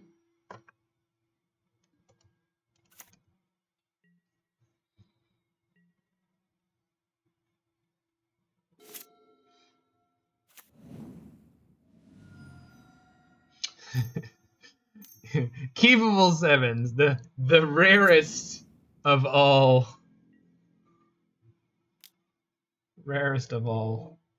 hands. Well, that Tarmogoyf is going to stay pretty small, I think. I would rather play the Sculler here, just to scope out their hand. It really opens them up to getting a huge Goyf really quickly, though. The downside, the downside of this is if they have an Abrupt Decay, then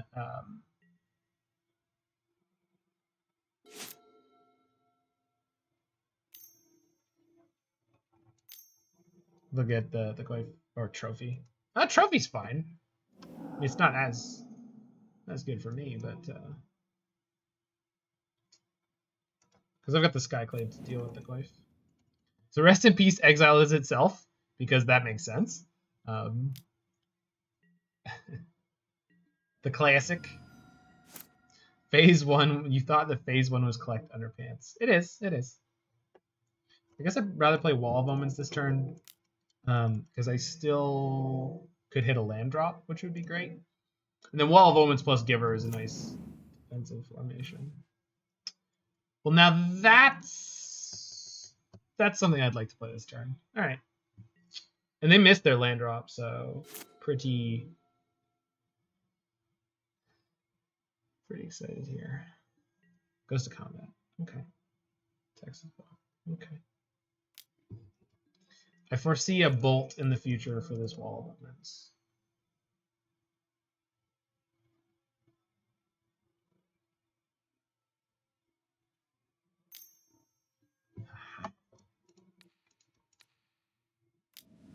Whee! Sprawling.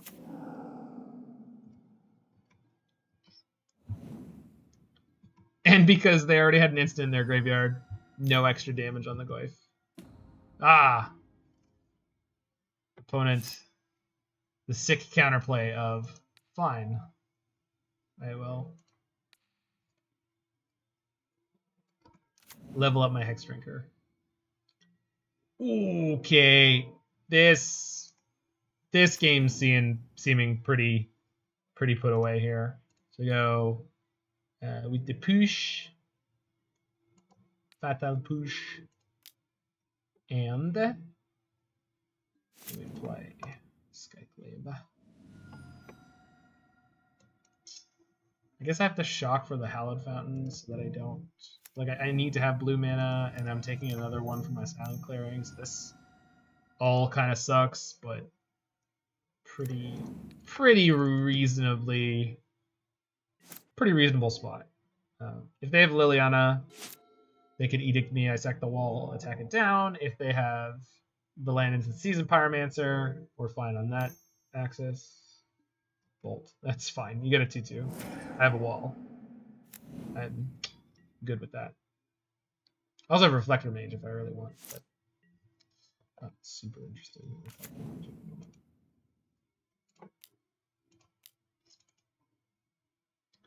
Isn't it better to push Goyf and Skyclave? Yes, it would have been actually better Hunter x Hunter. I don't know why my brain just didn't bother with that detail. So yeah. Specifically because you can see this board right now. I mean, at minimum, they would have a smaller creature, but specifically on this board, my Giver would be able to block and kill a 1/1. So, yeah, 100%. Yeah, I mean, the wall almost makes it not matter, but it definitely matters. I mean, it's just not the way you should be playing the game. That's just bad thinking. I fully admit to my poor strategic choice.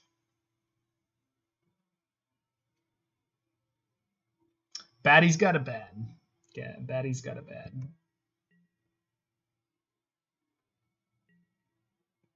All right.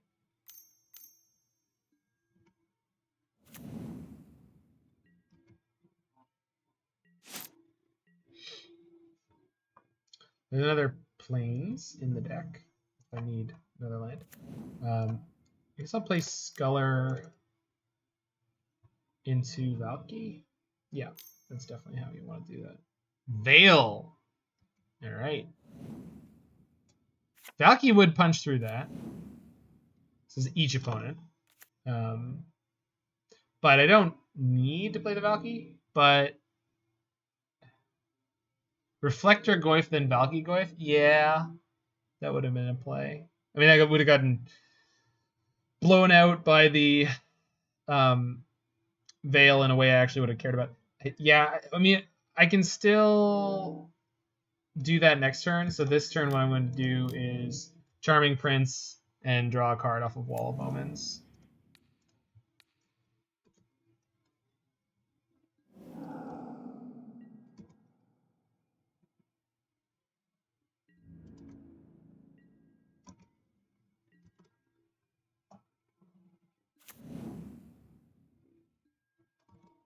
All right.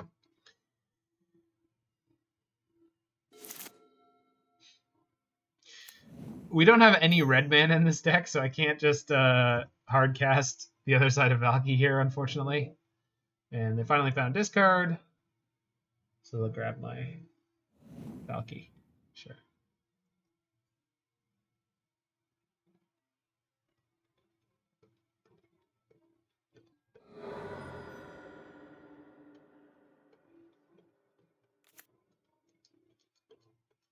To go get a swamp.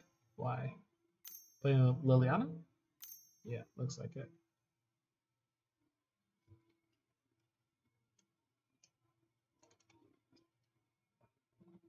Very slowly casting this Liliana. Oh, it's Colgan's command. Yikes. I'm getting the Hexdrinker back. Let's see. Okay, well, give my wall pro green, I suppose.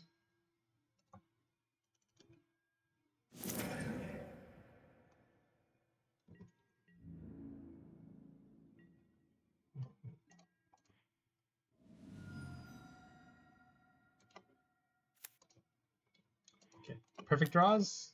Perfect draws. Valki in to release the winds. Nope. Literally anything? Spell? Okay.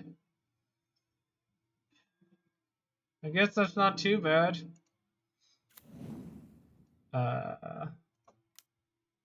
Giver's okay. There's a Hexdrinker coming, which is not fun.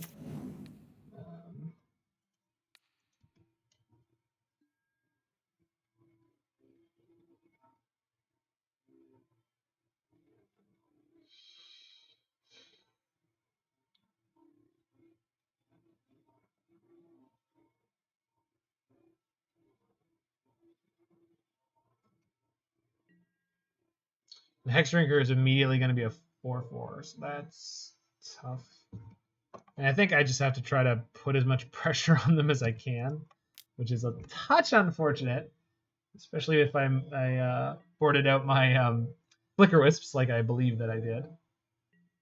So this game has been a good demonstration of probably exactly why we should have boarded out the combo. If only I would get Ryan here. Agreed. That would be amazing.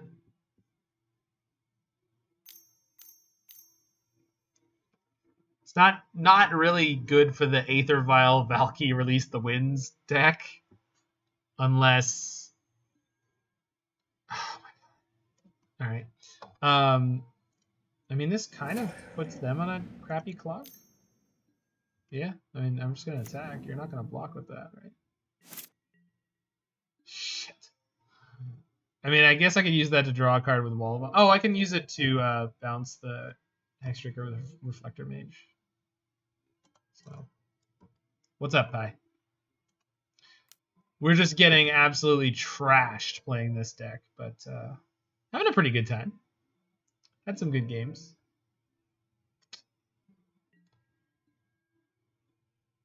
We have. It very slowly won me game 1 here against Jund. So here is one of the creatures that definitely you could say Release of the Winds is not. Yeah, super fun, but 1/4. Yeah. That's exactly how this league feels. Wow, I'm having a great time. Losing a lot though. Losing. I went 0-6 in the first 3 matches. Like it's really, really, really not forgiving.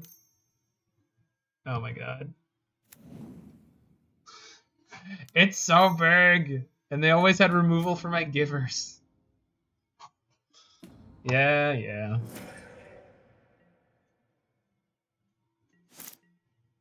Oh no. I'm flooding again. No. I don't even know if I'm flooding. I'm really not. I'm 35 cards into the deck. And I found 1, 2, 3, 4, 5, 6, 7, 8, 9, 10, 11 lands. I mean, that's high, but not that high. I've drawn more lands than I, quote, should, but... Brutal! Ugh. Yeah, huh? I'll just take the 4. Let's go game 3. I'm not dead, but Pretty dead.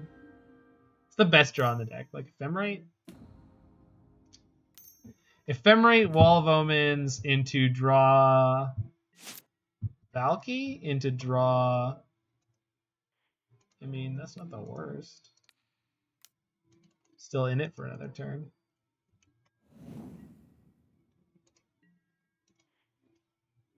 I mean, I really should just be attacking them, but I don't know. Because I guess if I draw another Wall of Omens, the Wall of Omens draws me a Charming Prince or an Ephemerate.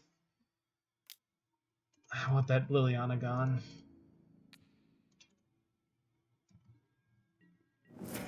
Also, we could hit Rest in Peace here. Turn off the Goyf. Okay.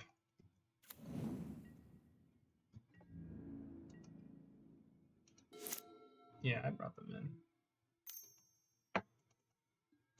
Playing decks without companions feels strange. I agree. But I mean, with this one, it makes a lot of sense. Like, I believe that this deck should not be playing Urian. I think if you wanted to play Urian in this deck, you would be making it probably a bunch worse. All right, so let's get these back in and these ones out. That said, maybe Valky's okay to keep.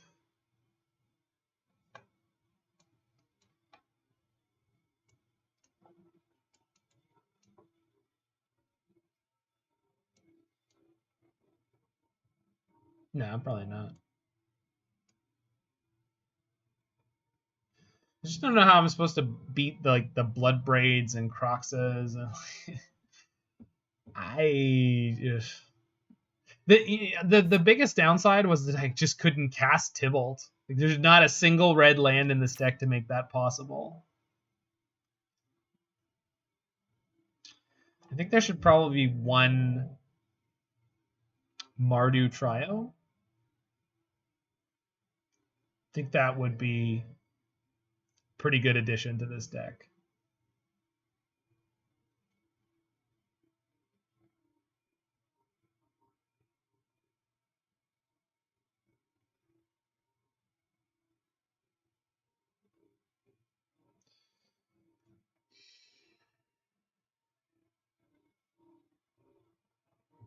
I'm still just not sure that boarding this stuff, like, it's just, how am I gonna win? Like, I mean, we got pretty close in that game. I've gotten close-ish in other games without Valki, but it's been, I don't know. Literally the only game we've won is with the combo in a matchup where realistically it shouldn't have happened, but it did. I mean, I need them not to have turn 1 discard so I can resolve this Rest in Peace. Got double Ephemerate, which is really mediocre unless this game works out perfectly. But we'll try.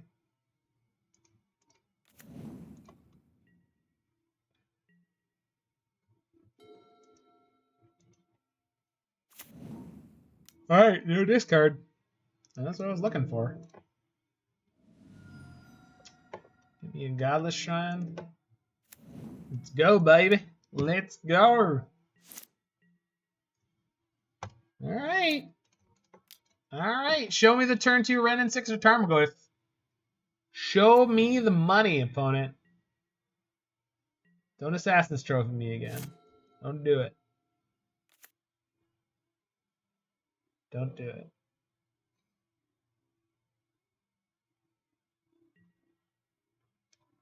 One plays nothing. Okay. Well, that's a draw.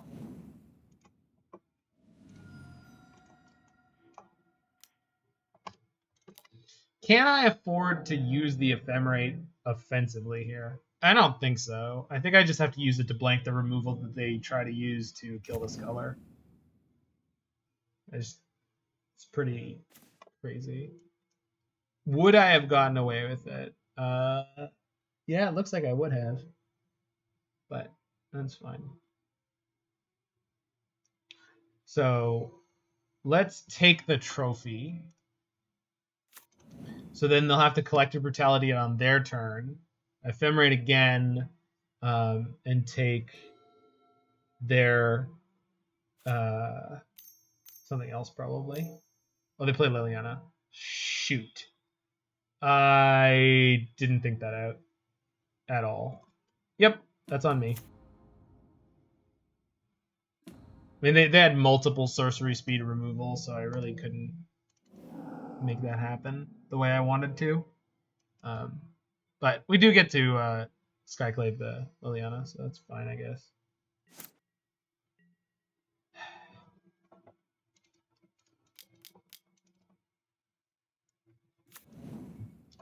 Then maybe they go Collective Brutality and they escalate by discarding one of their dead Goyfs, which is fine.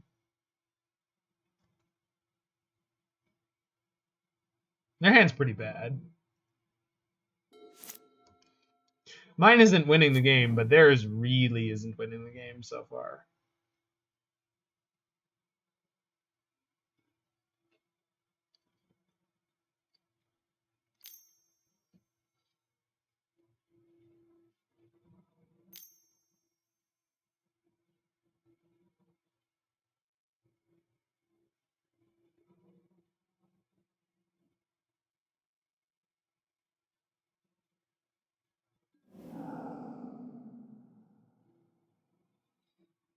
Yeah, they discarded Overgrown Tomb. Oh right, because they still have the trophy, so they can get rid of the rest in peace. But I have Skyclave, Ephemerate, and Fatal Push for their Goyfs, so we're okay. Oh, well, guess I can force the action here. So I think they have to trophy in response to the Sculler trigger, or they could do it now. But then I can Ephemerate in response to the Sculler trigger myself and grab both their Goyfs. Yeah. This is working out pretty well for me.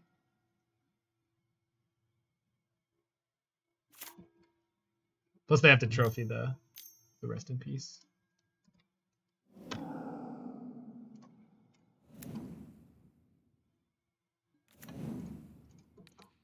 Whee!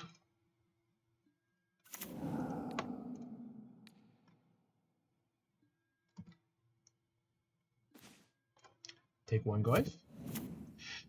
Take the other Goyf. Half the turn. It's the turn. Gotta pass that turn. Shock the birds, draw some cards. Saffron Olive Special. The Saffron Olive Special is play some terrible deck and then win with Blood Moons. But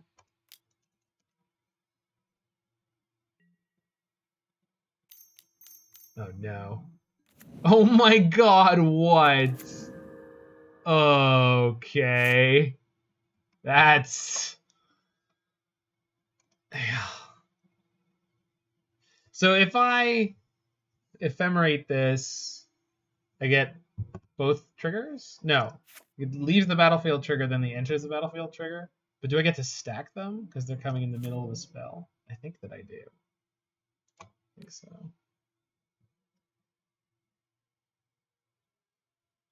Yeah, okay. So I want them to get their card back first, and then I will take it. So you can have your Goyf back, and I take your Goyf.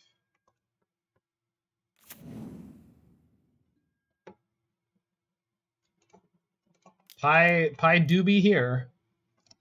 He do be here like a doobie brother.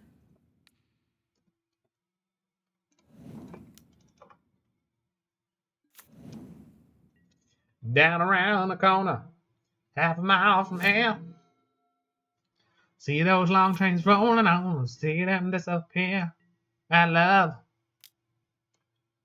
Where would you be now, now? Without love. It's a good goddamn song. Long train running. Not really sure why my opponent started attacking with their wolf token. And I guess, like, in theory, they have the much more aggressive deck on average, so like they're gonna top deck a Bloodbraid Elf and then just start smashing away. And it'll be better that I didn't have anything up. In which case I should have left back the Giver plus another creature, but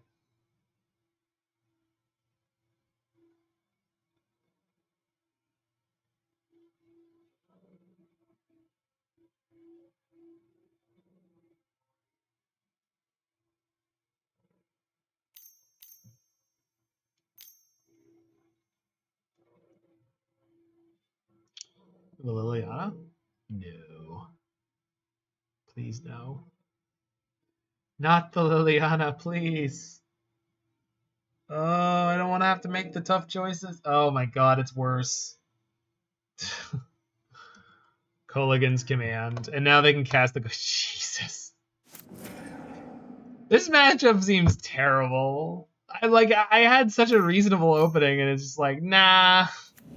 Nothing matters. They had multiple dead Tarmogoyfs for the entire first half of the game. That didn't matter. You can't keep your combo. You can't not keep your combo.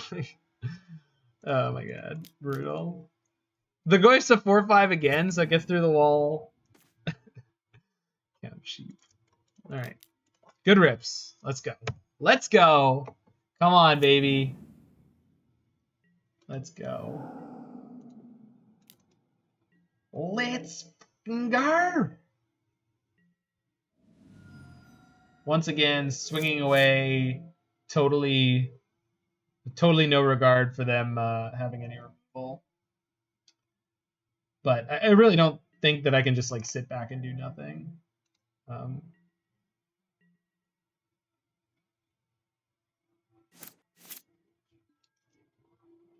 right, that's good. I can attack with the Skyclave actually, especially with the Ephemerate.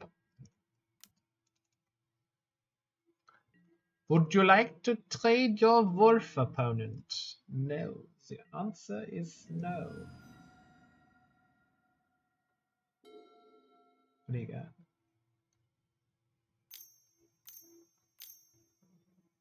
It's got to be Season Pyro, right? Yep. Womp womp. They discard a card.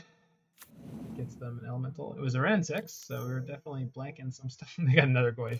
Sick. OP with the thick Goyfs. 01 pieces of cardboard just hanging out. Hanging out with the boys here, you know? Alright, that's what we're looking for. That's my boy. Flickerwisp in the house. F Daddy.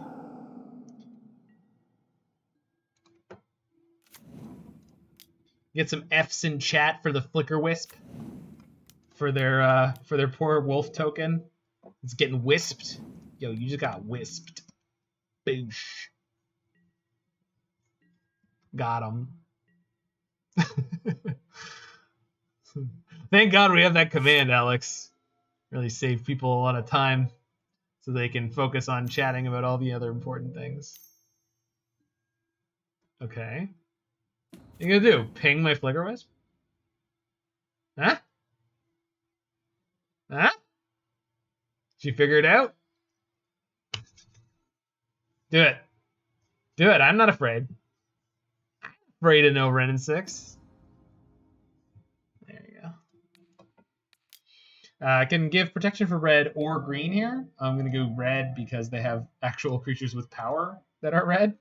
So, opponent does nothing with the other. Okay.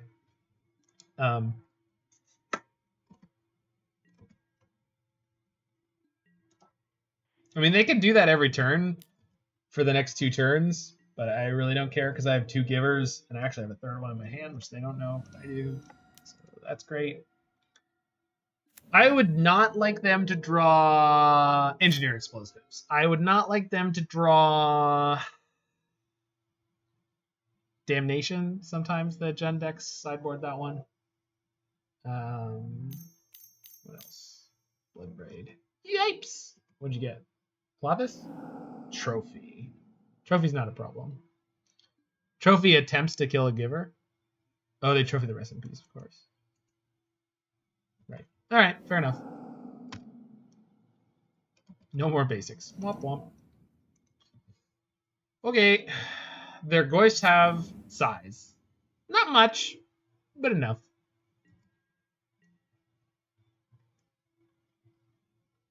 Is it enough? Not really. Okay.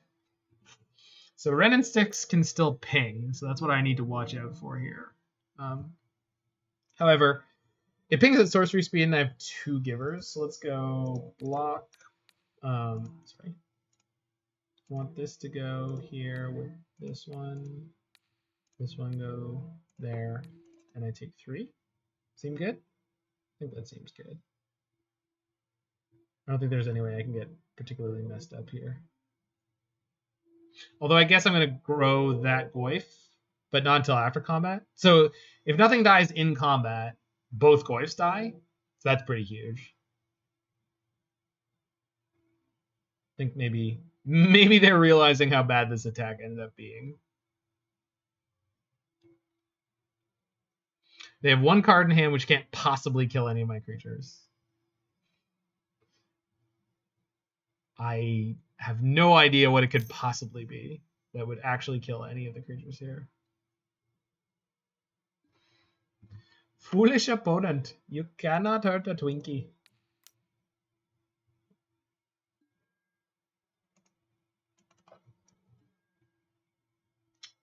Okay, and then they're going to use Ren 6 to ping the Giver that's already taken damage, but they can't. Yeah, it's not going to work for them. It's not going to work for you, opponent. Because I did that correctly. The Giver that was in line to actually take the 1 point of Goyf is the one that I used, so the other one can protect it from Ren 6. And this can also protect the Skyclave, which already has protection with Red, but if it had needed to. And actually here I can just kill them on the crackback, right? Well, 1, 2, 3, 4, 5, 6, 7. Yeah, they're just dead.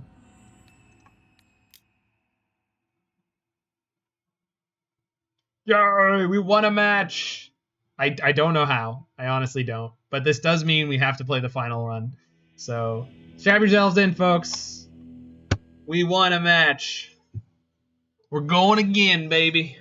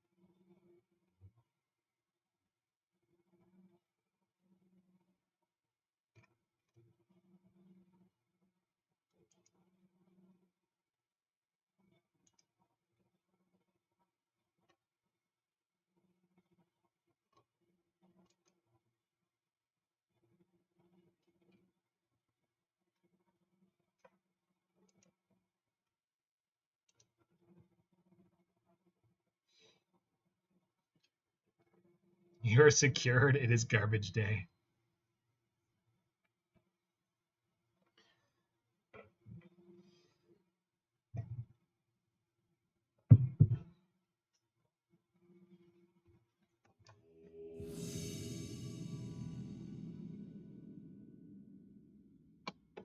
What up, El Rodeo-san? You are just tuning in for the end of our final league here, which has been an unmitigated disaster. But this hand looks maybe okay. Maybe. Let's pray. Lurks crap.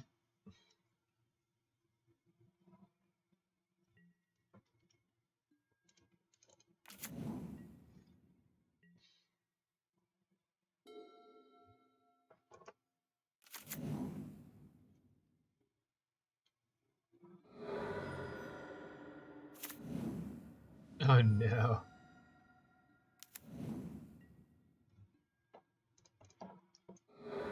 Well, maybe it's not too bad.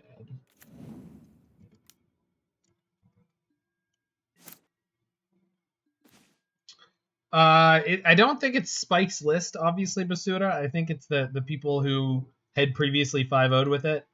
I had no idea he was going to play that. I didn't. This was not. But I mean, I'm pretty sure I'm supposed to just jam here. My hand is not particularly well set up to do anything else.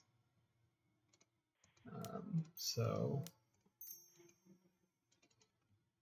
Valki.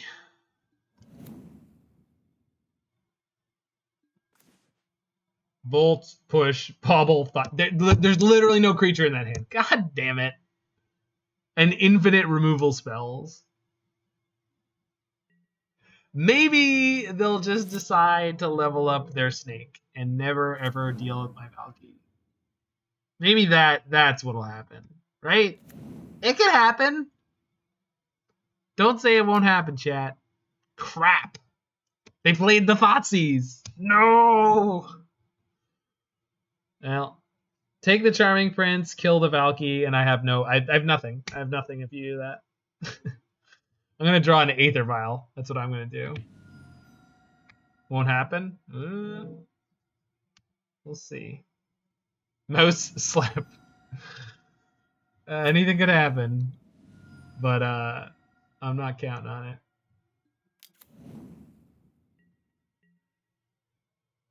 That was jiggy. Wait, what? What? What?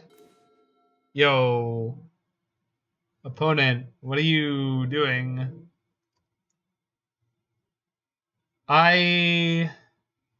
So they have push and bolt? They don't know the tech? I guess they don't.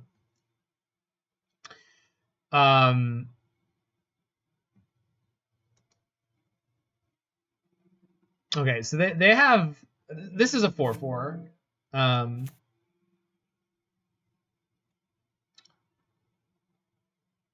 And then I can flicker the Hex Drinker and reset it over and over and over again.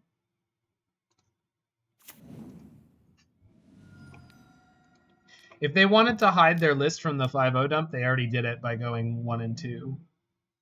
So. Shade.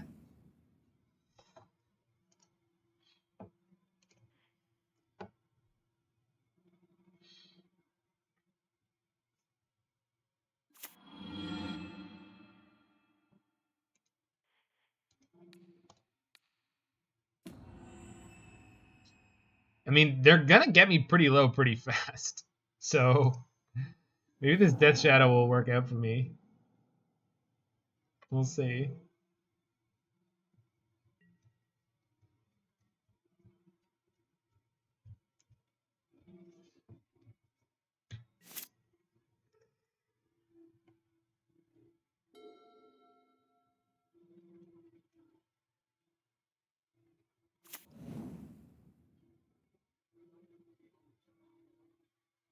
It hasn't been particularly nice to us, Mord. We're 1 and 3. Did you get your new computer stuff going? I need more than one 17-minute video on your channel, bruh. Help me out. I need more Mord content. Finally a real Mord again. Nice.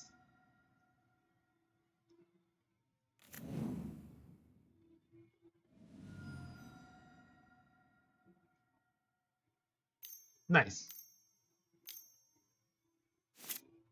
Is this them grabbing Luris? Really? Nope. No, it is not. Oh, yeah, it is. Well, sucks to be me. However, I can fetch Shock.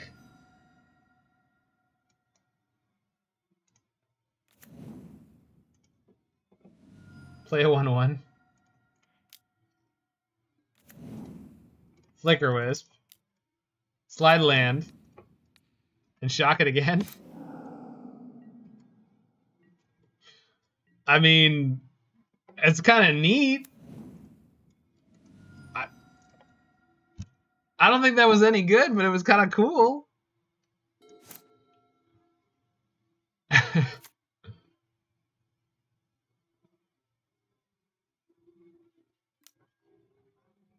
Yikes. One Grim Lava Boy. Push. So if I slide it, it goes back to them. So not doing that.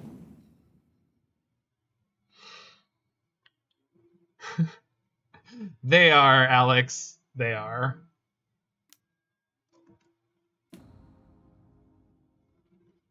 And everything I did up to this point was futile. I'm not blocking. Like, I can't. There's no... Oh, my God. So next turn, not only can they put their Hex Drinker up to level 2, or level 3 to 7, second rank, but they've got the Grim Lavamancer to kill my Flickerwisp in response to the Ephemerate anyway, so this is not a manageable game at this point. I mean, maybe if I draw a Scourge of the Skyclave. No, Skyclave Apparition. That's not it.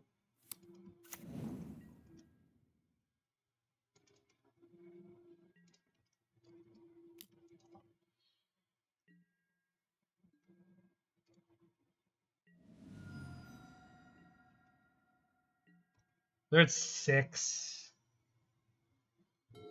Probably going Lurrus into Shadow this turn. Maybe they'll shock themselves. Fetch shock. Play Lurrus. Play the Shadow. Plays the Bauble. Really? Oh, they want the mana for the Grim Lavamancer. That's fair. Sure. So they're going to kill, or attempt to kill the Flickerwisp on my turn. Well, that sucks.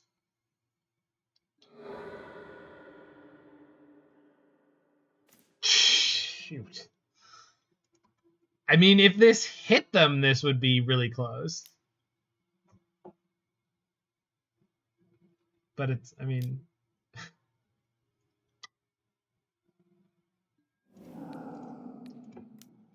Guys ready to see me blow 3 Ephemerates on 1 creature for no value?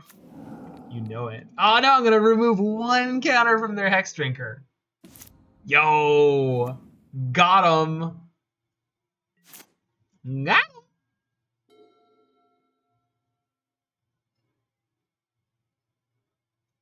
I actually could have gotten through this if I had hit Reflector Mage or Skyclave Apparition or second Flickerwisp, maybe even.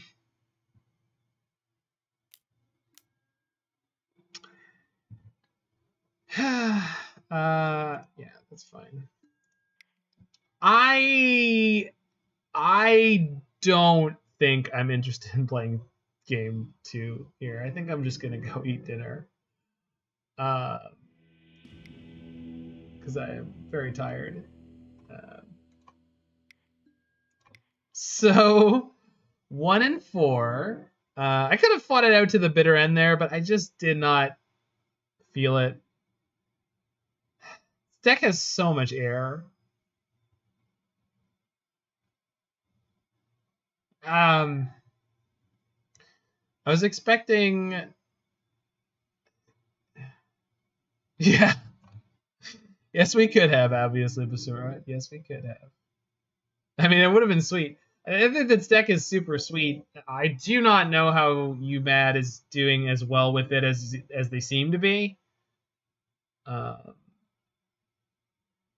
Valki Release to the Winds interaction is obviously pretty good, but I mean, there's so much creature kill in Modern right now, and the rest of this deck is not that good around it. I understand the idea that like Aether Vial into the Valki, into the Release the Winds, like that's obviously the safer way to do it, and we just never, ever, ever had the chance to even try to do that.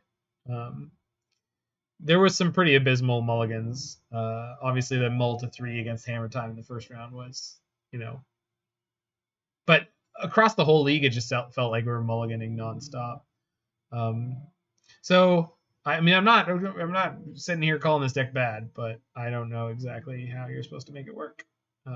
And I was not able to. But if you, in the wonderful world of the future, on the YouTube or otherwise, want to try it, I cannot highly recommend this. ... But maybe you'll have fun doing it. So enjoy that if you do, or you can check out the rest of the YouTube channel and see if there's anything else that you'd rather play.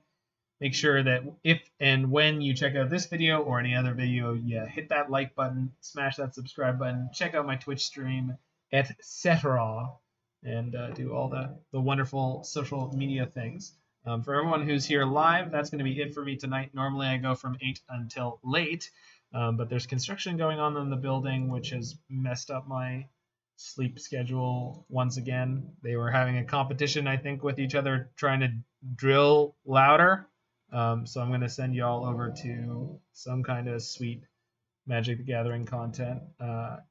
Either the wonderful Anzi D MTG or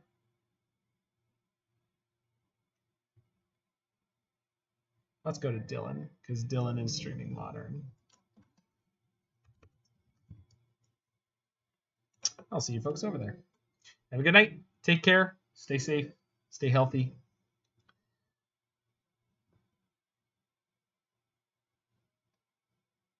See ya.